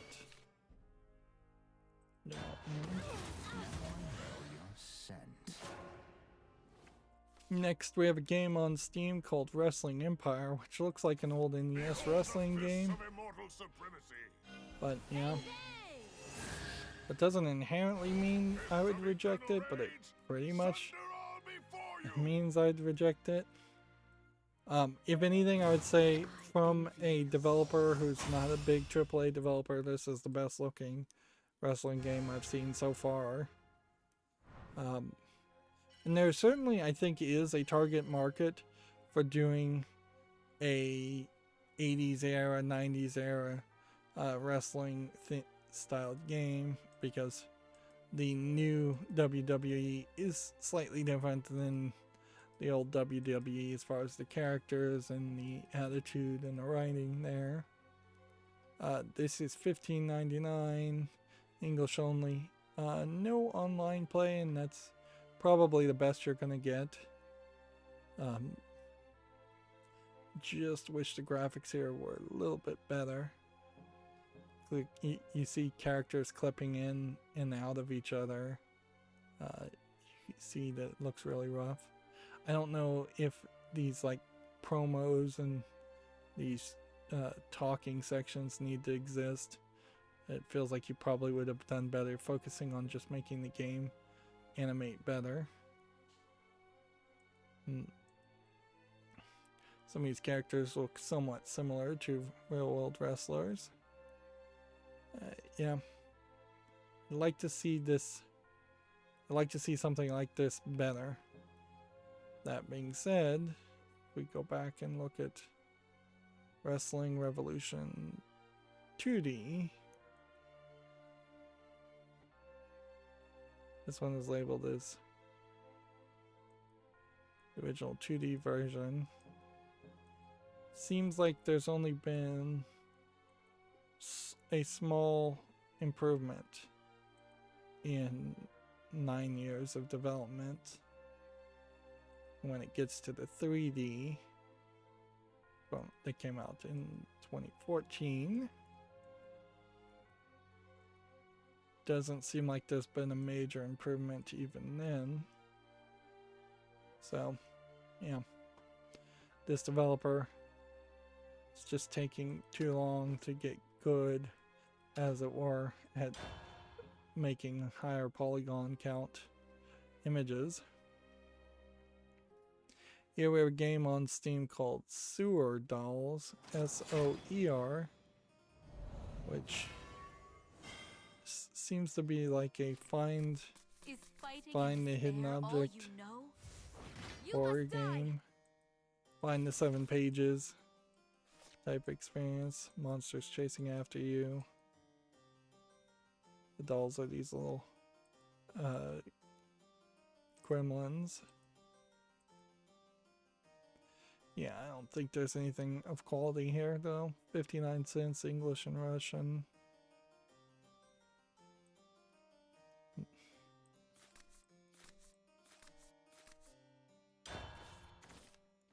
Next we have a game called Samurai Shampoo, not to be confused I suppose with the anime called Samurai Shampoo. Well, although clearly that's what they're trying to do here. This looks like a high action top down twin stick shooter type game, although it looks like it's more of a hack and slash game. I don't see anything of quality here. It's free, English only. Yep. Being compared to Binding of Isaac, which I think is wrong. Here we have a game called Struggle Ball. Seems like we are slowly moving into a situation where we're going to start to see more of these marble games again. They seem to have been kind of out of fashion, and one has to kind of wonder if this wasn't some kind of mandate from Valve where they're just saying we don't need more marble games. If anything, there is a argument to introducing ray tracing into a marble game and then using a marble game as with ray tracing as a sales pitch. It still would be a pretty low effort game. This here's all mine. If anything, this game does also look a little bit different in that some of this seems to take place just on regular ground instead of floating in air like almost every other game. And so it does seem like this is more trying to get towards that Marble Madness concept of it being very difficult to actually get the ball from point A to point B. But that is also the part of Marble Madness that made me not want to ever really finish Marble Madness. And if it was always going to be on the ground, that would be great, but then you still get a significant amount of it that's just in floating spaces. This is $4.99 English and Chinese. Say no to that. Wow, I can see the beginning of the end already. We've only been going an hour and 15 minutes. Wow. Suppose it's not super surprising that a ton of games didn't come out over the weekend of 4th of July. Good thing I had some games left over from Friday, otherwise we barely have anything to do. And I guess that works fine because we can just do the private game and then we can call it a day. And then I can slowly work my way back to continuing to do Hellblade: Senua's Sacrifice and wrapping up that game. I need to probably schedule some more things after that and then think about whether or not I have enough content for October. Then if I have enough content for October, I have other things to schedule. So as usual, I tend to have way too much scheduling that needs to be done.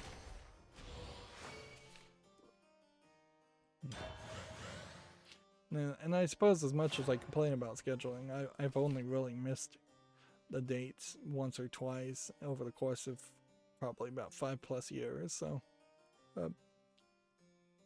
at least from the ones I've recognized, it's possible I'd missed it a lot more and just didn't recognize it. War, a most profitable trade. What would really kind of put me in an awkward position is if Danganronpa comes out and it's very popular, then, which it seems like it might be, then I put myself in an interesting position where, well, do I then play Danganronpa 2? Do I even own Danganronpa 2? Or do I give it a year? Because I've been certainly trying to spread out these visual novels a little bit more. I also have I have a whole bunch of little series in my head that I've done the first or second games on, and I need to finish the trilogies on, like the Nonary games, for instance, as another visual novel. But there's also Indiana Jones games and several other series, some of which I'm sure I've forgotten. Here we have a game on Steam called Ammo 666, which looks like it's a top-down twin-stick shooter. It's $1.19 right now. Let us play together. English only. It's too foggy to barely even be able to see through the screenshots. But it seems like, yeah, there's just a top-down twin-stick shooter of zombies. Here we have a game called Dungless, which is a 2D platformer. Kind of looks like Spelunky, which I didn't really like Spelunky, so I don't know why I'd want to play this. 59 cents, English and Russian. Honestly, I don't know why I'd want to play this, even if I did like Spelunky, because I think you just want to play more Spelunky. I'm already a proper lady, you know. Best of luck to you. You wouldn't. Okay. Could evolve. I can wait.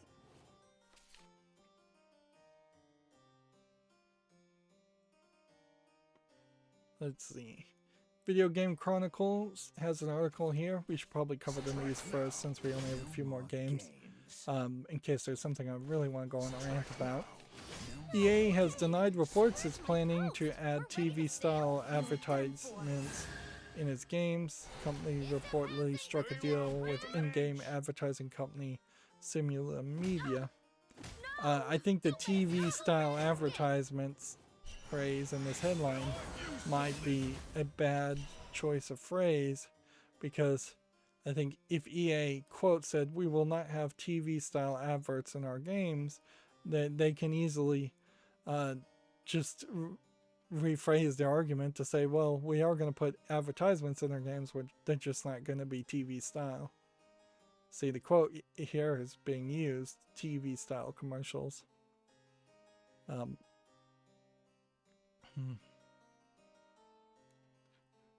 They clearly want to do something like that.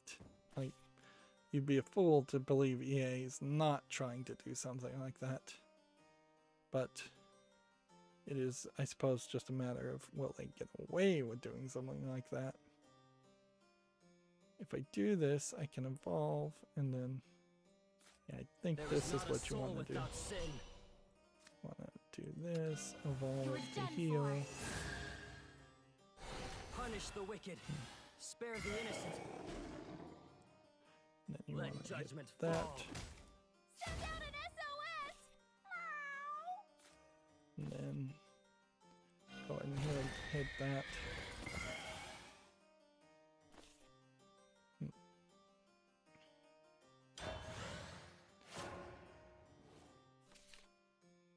Yeah, it's almost certainly a case that EA will try something like that eventually if they can get away with it, and that's the big if. If people drop their pressure or their backlash to it eventually, then Association has a they will almost certainly try something like that. Oh, I should say, it seems like a lot of the Xbox One controllers are on sale right now too, which is interesting. I have wondered though if there isn't going to be a point where Microsoft decides they want to give themselves a bit of a push, and they just straight up say, we're not making the Xbox One controllers anymore. We're only making the Xbox One Pro controllers. So out of the box, instead of paying that major premium that it costs right now for a Pro controller, you're just going to get a Pro controller. And see, that might be a case where they're going to raise the price somewhat, and that would make a lot of sense too right now with the chip shortage. If they said, we've got to raise the price of the Xbox Series S and Series X, but in the process of raising the price, we are now including Pro controllers. So, and you could certainly do that with economy of scale and bundling to say, we're adding $50 to the cost of the Series S and the Series X, but you're getting a Pro controller, which is more than $50 of controller. That being said, for my purposes, I think I just need the regular controllers to plug into a computer, although I have to be fairly careful that it still has the ability to plug into the computer, because I definitely want to play wired. I don't want to go back to batteries. That was a nightmare when I first was playing, and I was running things on batteries. The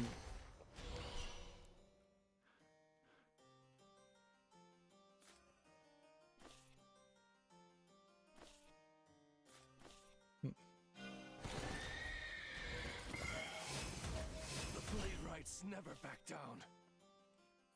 That was a unfortunate turn of events. shall we? Suppose this one can just evolve. But nope, that's not the one that could evolve for free. That was the other one. Video Games Chronicle has an article here. Assassin's Creed Valhalla has quietly added DualSense support on PC. Which, cool. I think I would have a fairly hard time though converting over to a DualSense lineup.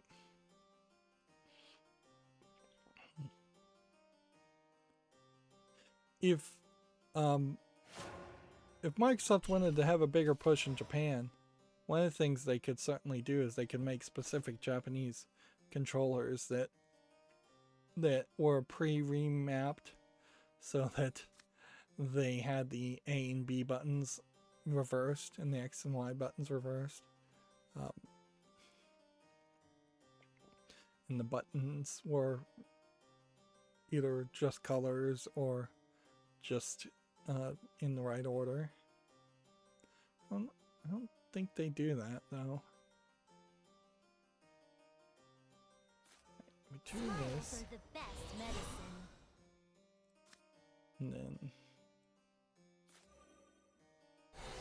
do this.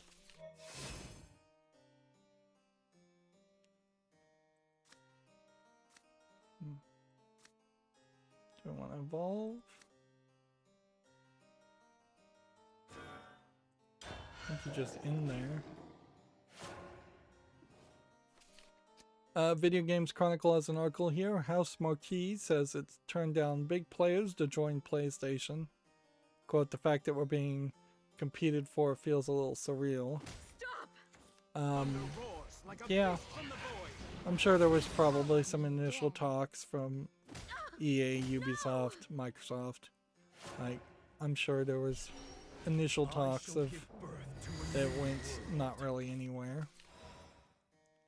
And they're probably bigging themselves up a little bit to say they turned them down when it would be my guess that they were the negotiations broke down fairly quickly along the lines of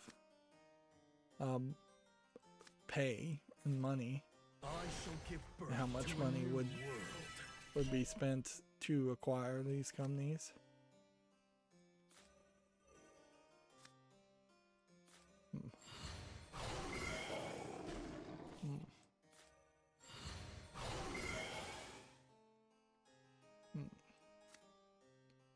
I had hoped. Guess I can evolve this guy. The real battle begins. The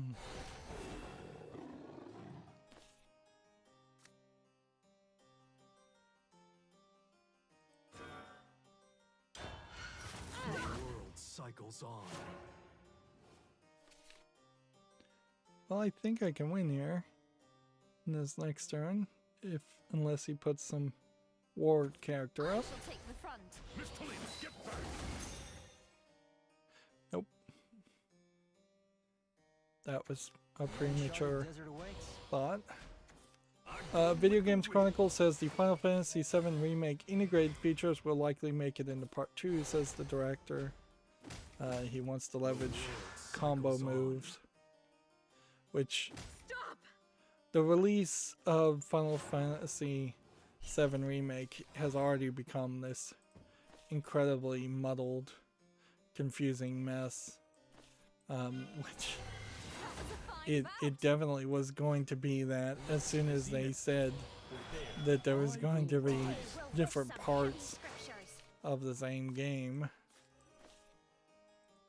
A fair a day keeps the doctor away. Best of luck to you. Let's see.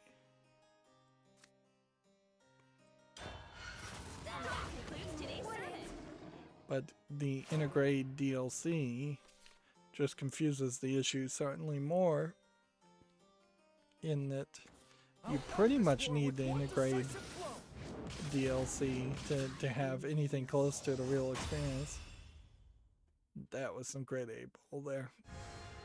One card did 10 damage to me. We're actually trying to get victories again.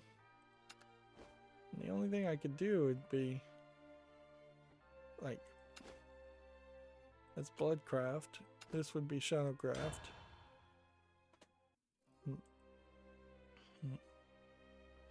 Video Game Chronicle says Nintendo is reportedly planning a big Donkey Kong push, including an animation.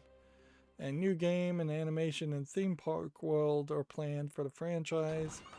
Would that mean the Donkey Kong, like what Donkey Kong game would be 35 years? Like, theoretically, if this is Mario's 35th anniversary and Jumpman is considered Mario, then it would be the original Donkey Kong arcade game's 35th anniversary. So they went kind of out of order to highlight Mario. Now, this seems like this might be an expansion for their Nintendo World in Japan, Universal Studios concept, which wouldn't be a terrible idea, frankly, because while I think the Nintendo World amusement park is really nice, I do think by at least Westerner standards it is a fairly small theme park. Whereas if you expanded the Nintendo World to go through a warp pipe and have it end up in a Donkey Kong section, that would be great. I think the Nintendo World in Japan is pretty much a right next to, if not part of, Universal Studios, so I think they could get the get more land, and they probably have a bunch of land. And it would make a lot of sense if this section here just landed up. It is the Super Nintendo World Theme Park is the actual name of it, so that would make sense to make an expansion for as successful as it is. And yeah, seems like there's still a lot of people willing to go out, even in Japan, which has been mostly locked down to the Super Nintendo World expansion. I thought maybe because of the pandemic it might struggle, but it doesn't seem like it really has. It is also still fairly small. It is Japanese scale, as it were, compact and efficient, more than, say, Disney World, where you have giant Epcot centers and giant Disney World sections, and then giant Universal Studios right near there. So you could easily spend 3 days in Disney World, 3 days in Epcot Center, and 3 days at Universal Studios, and go a full week plus.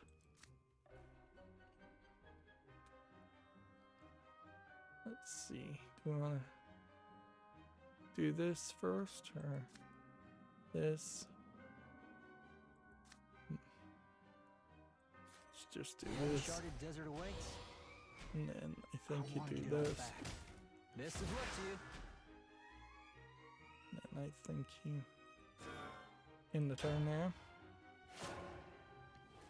Gametsu says Blightbound launches July 27th for the PS4, Xbox One, and PC. Let's see. I guess we'll watch the video here. Watch at least one video. I think we'd already seen this game. Best of luck to you. A kind of high action hack and slash game with a flat 2D animation look to it, and kind of a Dark Souls. There's a lot of visual effects. This is one of those games that feels like they probably went overboard with the visual effects. That's going to make it difficult to understand what's going on. Let's see. Barrel rights game +1/+1. Or rush. And kill due to damage to the enemy leader. I think what I want to do is probably this. Get rid of this.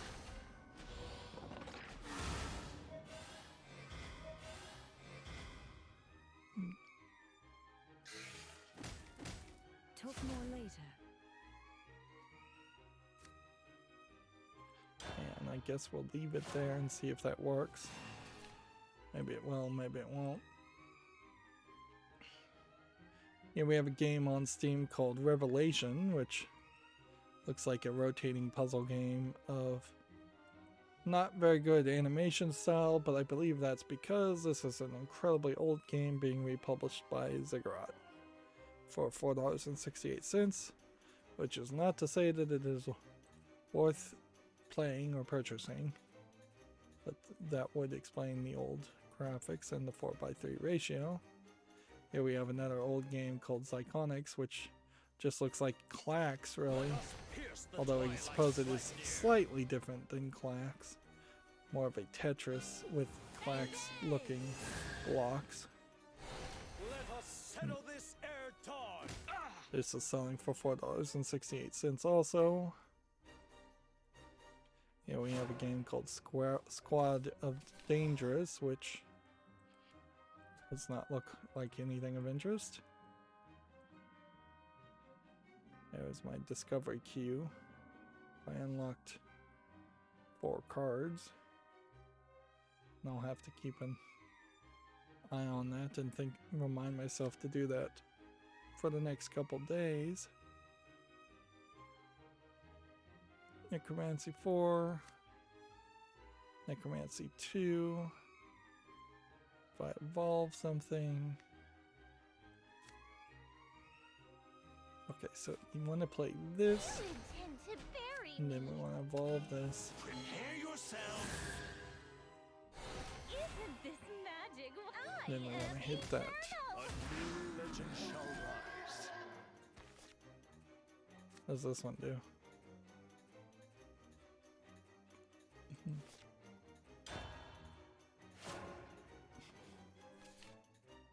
Yeah, we have a game on Steam called Hoverboard Chase, which looks like a racing game. Doesn't look like the graphics are particularly great. seems like the parallax scrolling and all of that seems to be fairly blurry.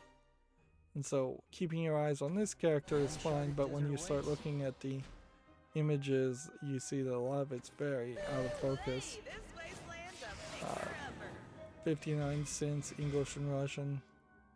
This is basically just Mario Kart with hoverboards and does not play as a realistic experience by any means. Yeah, we have a game on Steam called Revolver & Co., which it's some kind of trivia question game.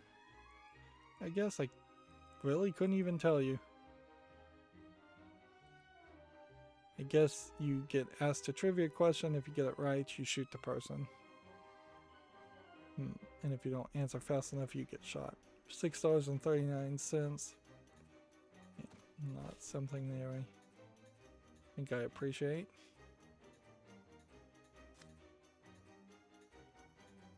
Let's see. Summon another one of these with Rush.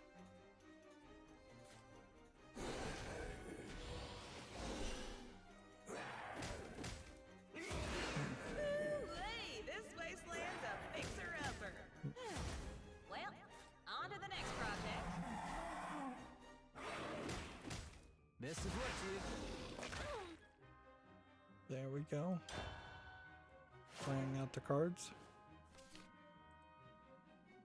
Here we have a game called Bodies of Water, which looks like a VR game. Although I am not certain what kind of VR game it's supposed to be. Like, why is there a locker? Let me just reload this page and see if these images will load any faster. Like, why would you need a locker when you're in a boat? The VR act of swimming would be interesting if you could really simulate that. I just don't feel like you could. And then there's like a beach shower, and then there's this beach hut. Certainly seems like this is built around the idea of beach life. But I just don't think there's a real game here.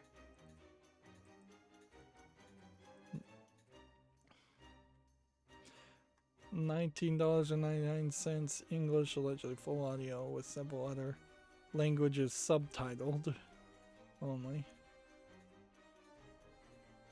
Yeah. It's this whole shower section that it seems like clearly this is asset flipped. Now, this is a nicely made shower, like, asset flip gym thing. I could see dirtying up the textures here and putting like a zombie or monster horror game in that. But yeah, oops, got to play. Now I'm gonna die almost certainly.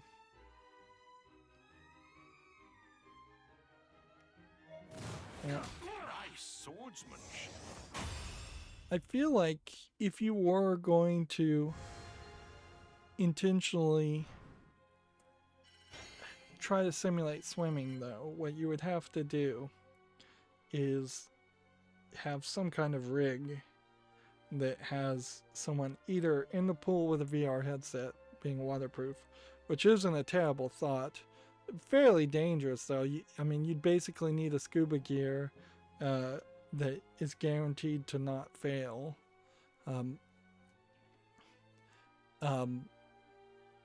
But if you were kind of floating in water, or if we got a technology that we could create that was a like anti-grav technology of some sort, there is a thought there, certainly, to swimming or floating in space. A lot of experiences that you do see in video games that don't directly translate into a actual real world experience.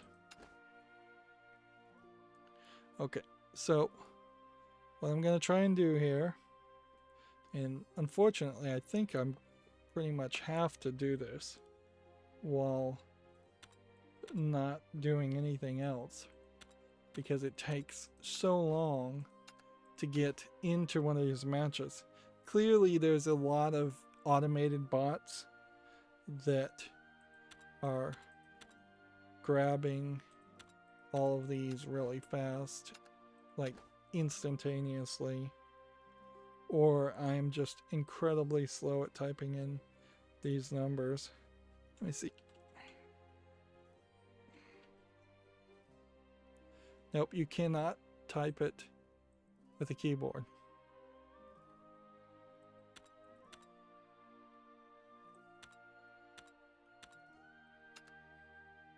Oh, well, I got really lucky there. But yeah, there clearly is some automated bots that are stealing these games and playing against each other or playing against real people.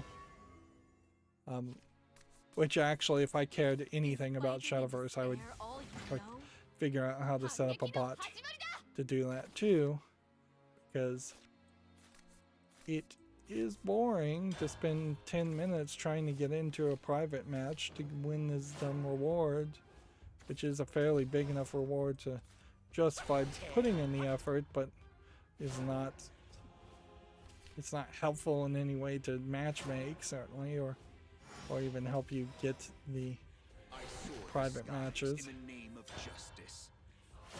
Even the private match screen does not say, hey, go over to our private match Discord subforum if you need help finding people to play with.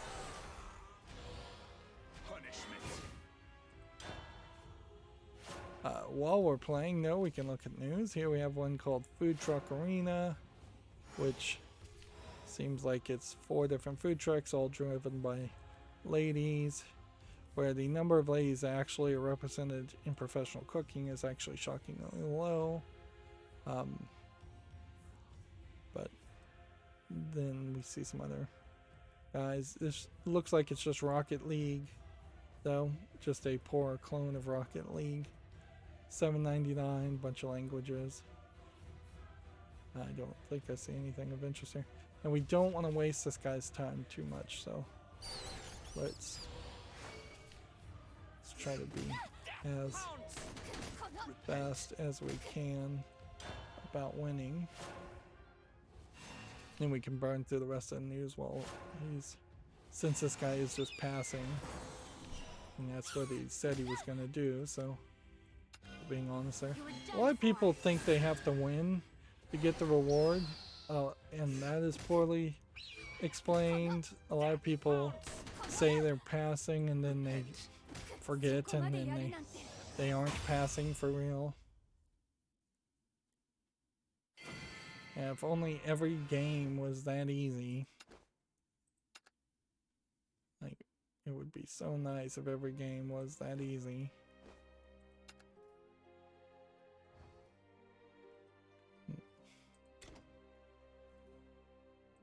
Friend. Alright, yay, let's have an actual person friend accept a friend request. How many friends do I have? 3. Which, yeah, that goes to show. This is not a game that ever pops up a prompt to ask you to friend people. It's not a game that ever even reminds you that friends exist. It is hidden way down in the extras menu on a menu that is already way too cluttered. Which one was the new one that we got today? No, we got a new emblem, but I'm not sure it will even be labeled as new. One of the things in this heat I'm wondering is, did I somehow accidentally like turn down my ceiling fan, or is it spinning the wrong direction? I can feel it blowing. Here's the new one. So I know we might as well just jump to new emblems when we get them. Why not? I can feel it blowing, so I'm fairly certain it is not in the wrong location, but maybe it is at the wrong speed. So, yeah, it wouldn't hurt to... Yeah, we got a new Keeper's Vessel. Because we got to level 100. Which we can look at this quickly and see if we have level 100 of everything. Or whether there's something still trying to get at level 100 with. Like, we may not have level 100 with this expansion. It seems like we do have level 100 with everything else. And then the rest of these, I think, come from something else.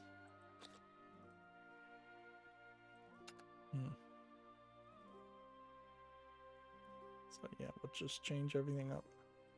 But yeah, they hide a considerable amount of stuff behind these menus.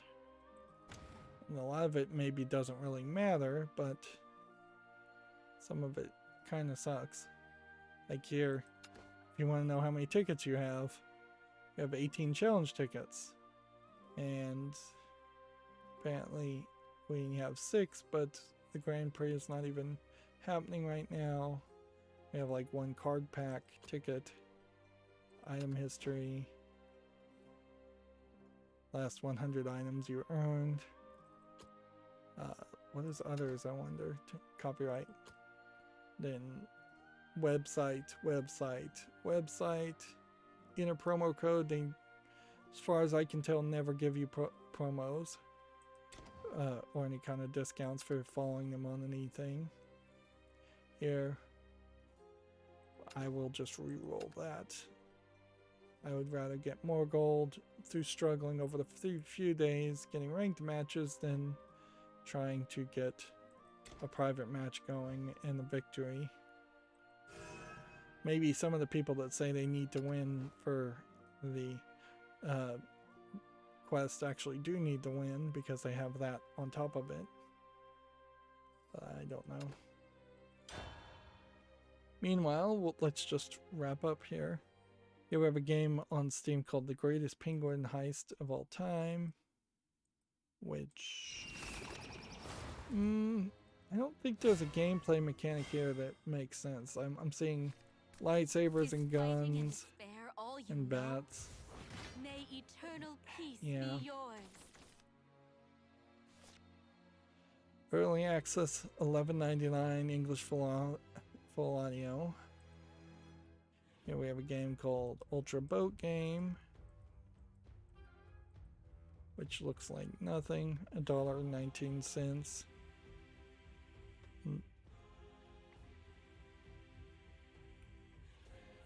Here we have Labyrinth of the World, the Game of Mind, Collector's Edition, which is a hidden object game, obviously.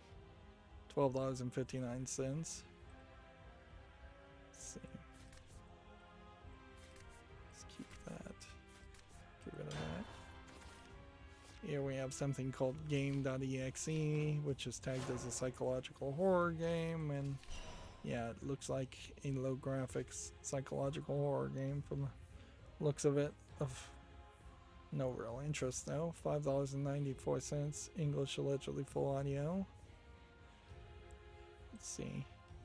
According to Gametsu, B Project Ryusei Fantasia has been delayed to September 30th in Japan. We may have already talked about this. Clearly this looks like an otome game or a yaoi game. Take your pick. Might be a yaoi game, a gay game. Male on male game. Let's go and end this turn. Gametsu has, since Memories Off the Starry Sky has been delayed to September 16th in Japan. They have the opening movie. I think we had already watched this. Just a bunch of anime girls being introduced.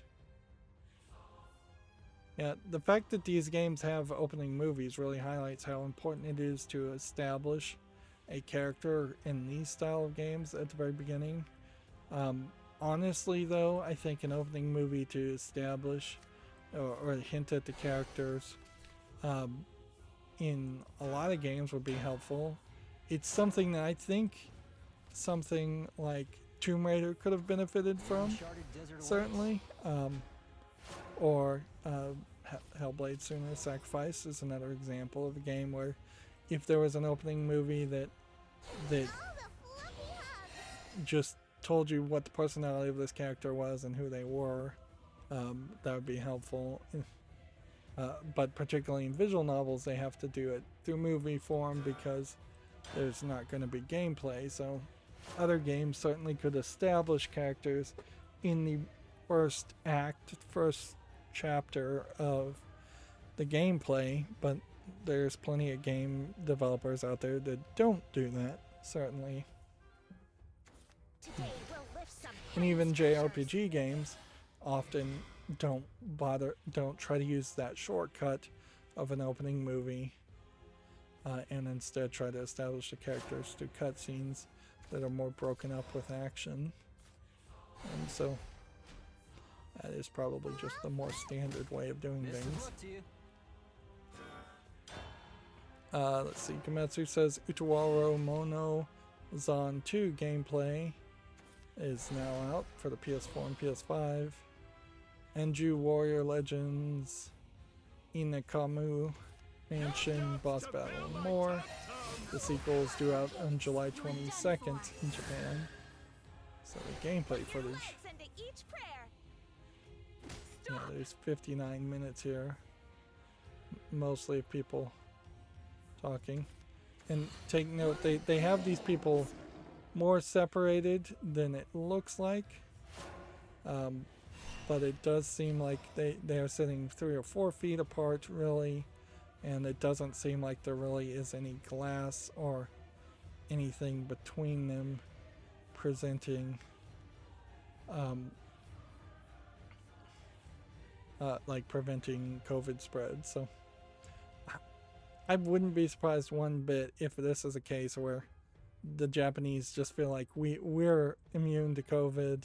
It's just all those dirty foreigners. That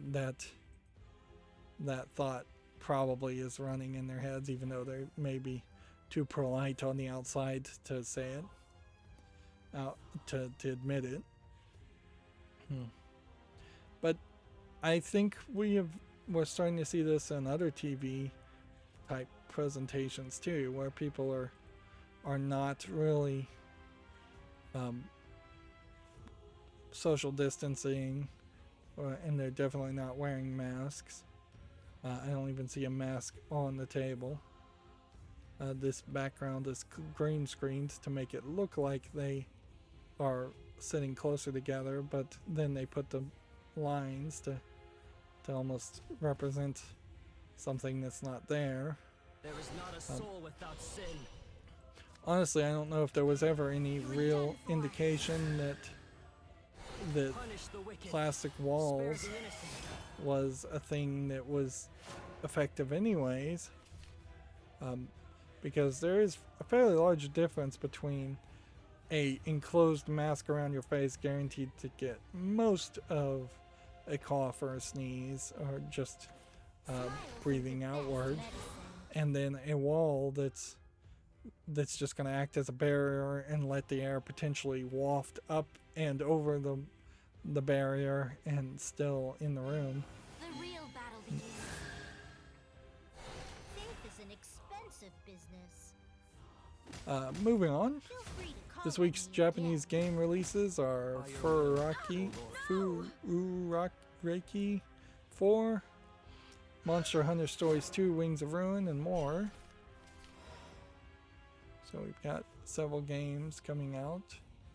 One for Switch, one for PS5 and PS4, one for PS4 and Switch, one for Switch, Switch, PS5, PS4 for Observer System Redux. And then digitally, you've got everything, Switch and Steam, Switch, everything, switch, Steam, switch, and PlayStation VR. We are getting to a point though where it doesn't seem like the idea of PC gaming is growing anymore in Japan. Yeah, I definitely am not seeing any evidence to that thought. But I think there's a small growth there, but not a major growth. That would be the right move, certainly, to go, but there's just no mobility there. Like, either you're going to play games on your cell phone or you're going to play your games on a Switch, but very few Japanese people, I think, are going to want a PC, even a relatively small micro ATX PC. It's just too big for their tiny little houses and apartments with paper thin walls that your neighbors complain about you making any noise at all. Stop! Stop!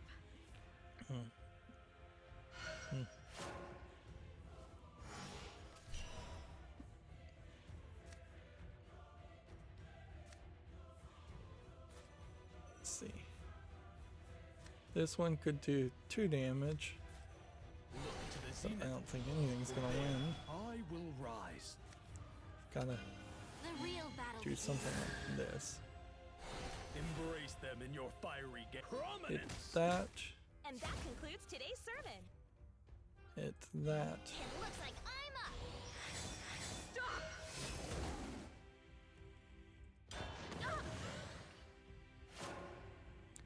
Let's see. Gametsu has an article. City Connect next project teaser website has been updated after 11 months.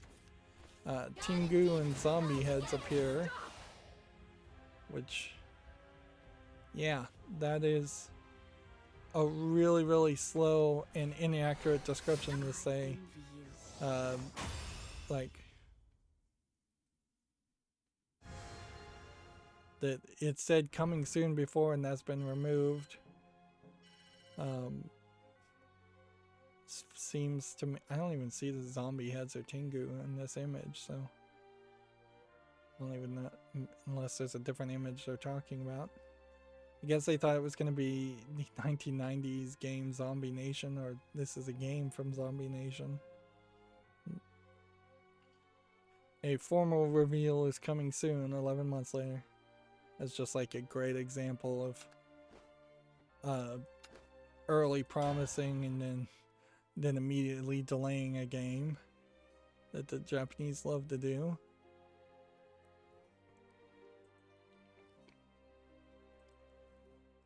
Here we have a game on Steam called Dungeoneers, which looks like a dungeon crawler with no real quality. It's coming soon, so I don't even have to put it on the follow list or consider it. All you know? Like, in a lot of ways, this kind of looks like Heroes of Might and Magic, but the problem, particularly if you were to try and play Heroes of Might and Magic 3 today, is that it just takes way too much time and doesn't stand up. There needed to be entire generations between Heroes of Might and Magic 3 Gold Edition and now. Like, there needed to have been eight games, each one with a time optimizing feature that introduced something to speed up the process, and at some point in those 8 games there probably needed to be some new concepts or some improvements or shifts of what that kind of game was. That gameplay style needed to evolve, and it just didn't. It's been dead or stagnant. Take your pick as to how you want to describe it. Probably dead is the better descriptor. For over a decade, and it just does not work. It doesn't kind of work for Dungeons and Dragons or Heroes of Might and Magic fans. It doesn't really work for even fans of Heroes of Might and Magic when it came out originally. they just horribly mishandled that series, and there was not even any competition, so they should have succeeded a lot better than they did. Here we have a game on Steam called Night Dreamer, which, yep, looks like a platformer of no real interest. Dollar, Japanese only. Interesting, it's $1 even, not 99 cents. We don't see a lot of that. Here we have a game called Freebooter of Explorer, which looks like a very low effort dungeon crawler for $4.99. English allegedly full audio. There's a vast difference in prices between those two games. Here we have a game called Run Dot, which just looks like a physics like running game. Maybe better described as an asteroid/snake game, top-down snake game with mouse controls, which is an interesting thought when said out loud, not interesting as it's depicted. $1.49, English and Czech languages. Today we'll lift some heavy scriptures.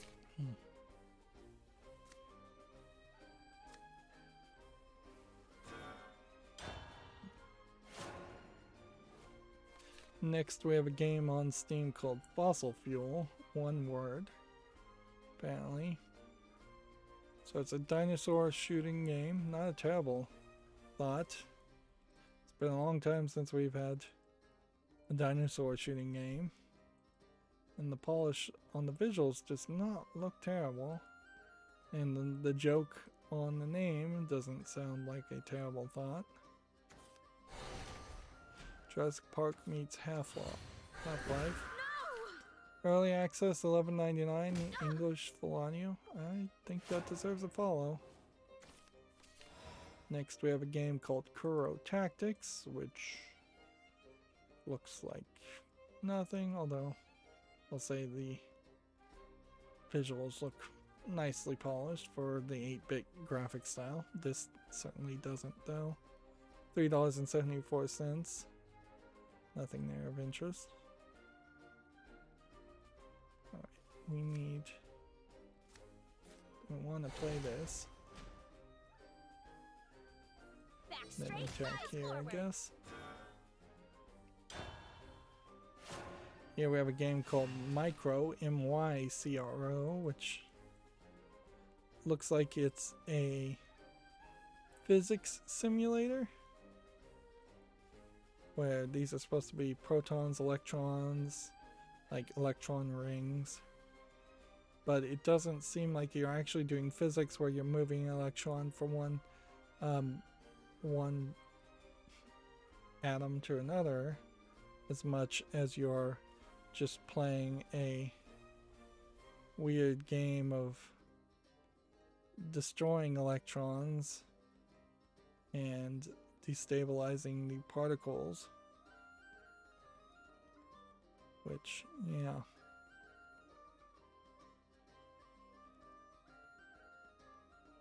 I don't think there's anything here that's scientifically accurate or educational. Free to play, English only, and I don't think I particularly enjoy the idea of it.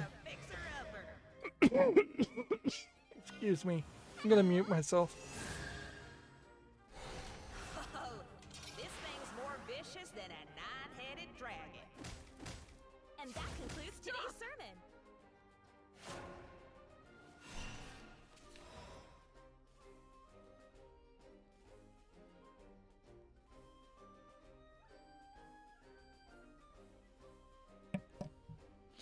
Okay, I'm back. Sorry about that. Talking too much as usual, wearing out my voice. Yeah, I don't enjoy the idea of a game that kind of presents itself as educational and then really isn't educational. I don't really want to support that, particularly if the game doesn't look fun. I guess maybe if the game looked fun, I'd make a different choice. Here we have a game on Steam called Salt and Sails, which looks like it is a mobile game that's been ported, just angling your cannonballs to hit different enemies.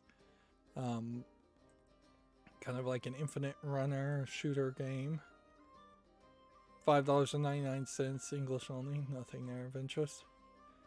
Here we have a game called When I Reincarnate, I'm a Cube, which sounds awfully close to that time when I reincarnated as a slime. But the actual game looks uninteresting. $13.49, English and Japanese. These games are way too expensive. It really gets down to who are you kidding? Smiles are the best medicine. Okay. You were done for. Faith is an expensive business. No, the smiles are not free. Feel free to call on me again. This. A prayer a day keeps the doctor away. Can we heal with anything else? No.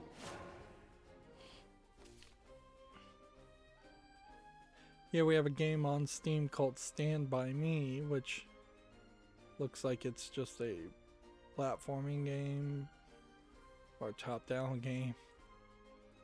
Yeah, it doesn't really seem like much of a game, whatever it is. Kind of a physics swing and bounce from point A to point B. $8.99, English, Portuguese, Brazil.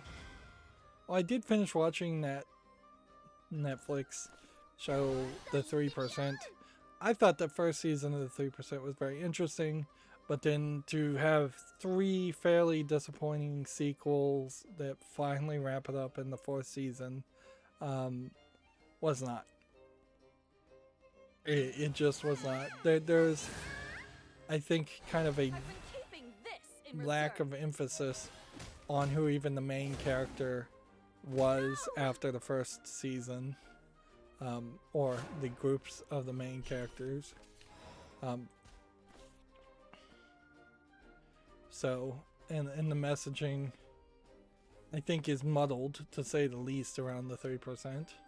Although it was a interesting message to tell, that it doesn't make a lot of sense when you realize that this world and this system that exists in the 3% has barely existed for 100 years. And yet people have just actively embraced this system of this crazy system of governance without really any conflict other than a small counter group called the Cause. My raging flames have got your back. Ooh-wee, this wasteland's a fixer-upper. And it's only a slight spoiler to say at the end of 4 seasons what it was once a kind of libertarian style dictatorship where Atlas shrugged and 3% of society is on this paradise island with technology, and the 97% of society otherwise is left in this horrible Brazilian ghetto style world, struggling and living off handouts. After 4 seasons, you would think that the solution should be more interesting than, oh, we reinvented democracy of some sort, or self-rule of some sort. And that's all it was. You're in good hands. It definitely gets a little questionable. I think I watch a fairly large amount of Netflix, and even I think that it's kind of questionable whether it's worth it if you don't have a ton of free time and don't make that your main source of entertainment. They've broken up so much content between 4 or 5 different streaming services now. It's getting harder and harder to justify owning even one, instead of just giving up because it's too much of a hassle. And since I spend most of my time playing video games, that that takes up most of my time as far as watching videos, TV. Moving on, we have the game The Bounty Huntress here. It's a little rough on the visuals. Looks like a Metroidvania hack and slash game. $3.99, English, Portuguese, Brazil. I think I want to put this on the follow list though, just to give it a chance. There might be enough polish here to make this game kind of work. It could be a B tier Metro Castlevania type game. Something that might be an interesting comparison to, say, a to Bloodstained, for instance.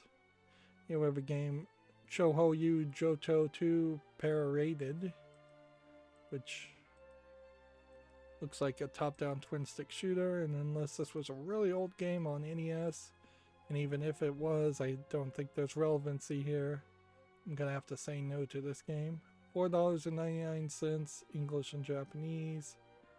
Let's see if we can burn through here. Here we have a game called Pre-Strike, which seems to be some kind of clicker game. It sounds like a pretty terrible name for what looks like an Apple Farm game, clicker game. Early access, free to play. And if it is a clicker strategy game where you're running an apple farm and it's called Pre-Strike, it gives off the connotation that you're trying to like crush a labor movement and crush a labor strike. We have VR Future Worlds, aircraft carrier UAV confrontation, which requires VR. It's way too cheap for VR at $1.79. Says it has a bunch of languages. And yeah, the graphics are just not there for a VR game. The quality's not there. Here we have something called Myoxchok. I don't even know why I tried to pronounce that. Russian City Sim, which is tagged with memes. And this definitely looks like a meme base. And this game just looks like an asset flip empty game. 79 cents. English and Russian. Next we have Infinity Kingdom, which has a lot of things. So let's get back, let's reload the page, I guess. A lot of videos. Cartoony style MMO strategy game is what it's described as. It does seem like there's some of that, but it also seems like there's just like a ton of loot boxes being presented here, and that may be all that really is in this game. And then when you look at this screenshot, that kind of looks nothing like what we just saw. The visuals do feel like they are just kind of all over the place.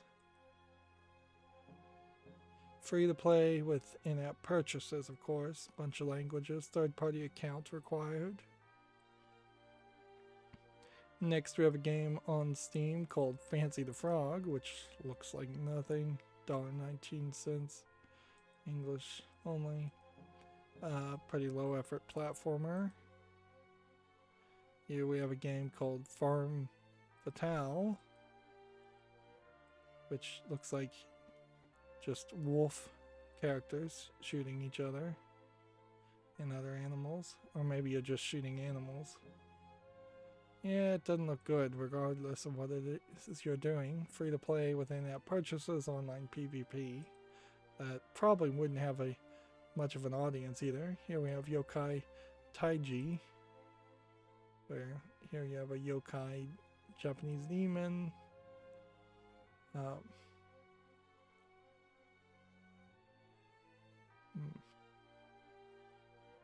I guess you're probably playing as a Taiji, whatever that is.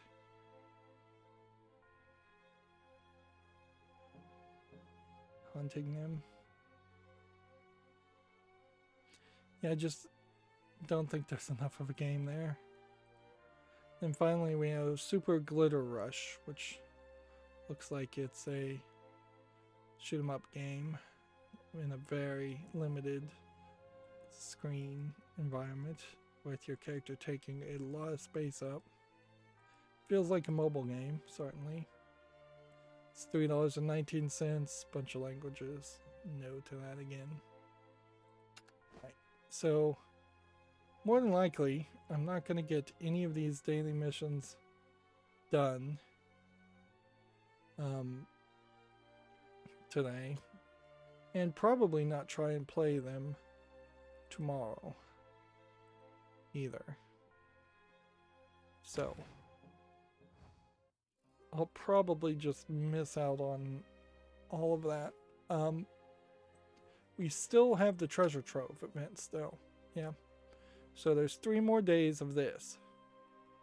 So every day I'm gonna have to play one private game. But that'll probably be what I try to focus on doing tomorrow, is just playing one private game and not wasting a bunch of time trying to get day things. Even when I'm just like trying to get unranked victories and starting a game, that is super annoying and still taking up time, because I just cannot do 2 things on the computer at once. I can't have the audio playing on 2 different things. I can't focus on playing Hellblade Soon Sacrifice while on the second screen this is trying to win a game or not. This really is still a scenario where if I was a successful YouTuber, I would have a assistant play Shadowverse off screen on the off days. Just play it and try and win. Meanwhile, since I'm done with all the news, I'm gonna go down my Twitter feed and see if there's any new bit of news, which there might be since it's Monday. But also, being around the 4th of July, I wouldn't be surprised if there actually isn't any new news. Twitter's still completely useless.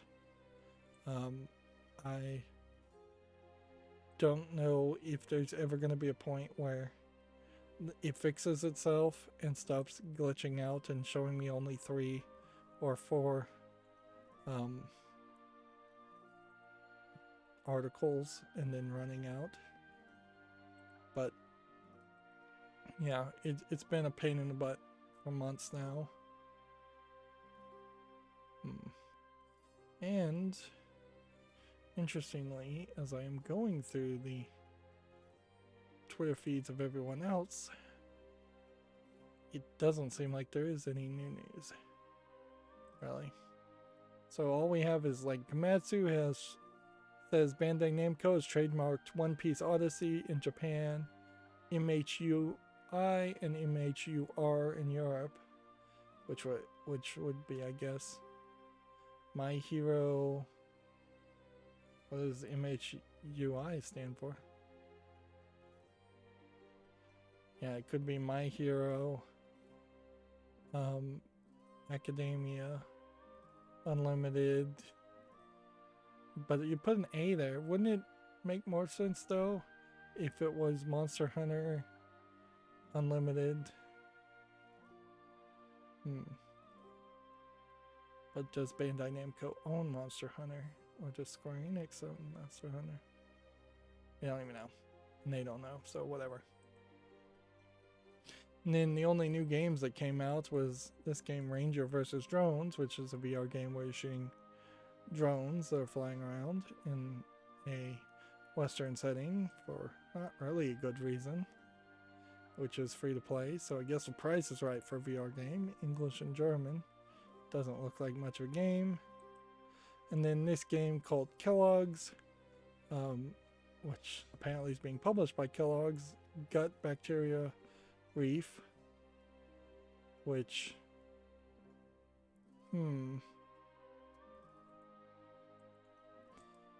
this might very well be a Kellogg's game.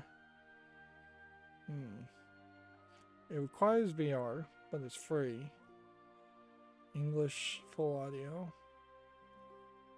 I don't think there's really a game here to really talk about, but it's an interesting idea if we're going to start seeing cereal companies trying to make video games and promote their sugar breakfasts as to a new generation of kids.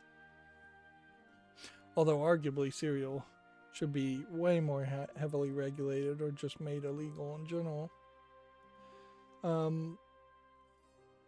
Anyways, that's going to be it for the stream. We are just shy of 3 hours.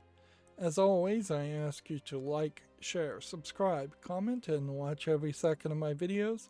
If you want a friend to follow me on any social media sites, there's a whole bunch of links down below. And if you want to support me further, there's a link to Patreon, or you can friend me on Steam and get me a game off my wishlist. Thank you for watching. Have a good evening.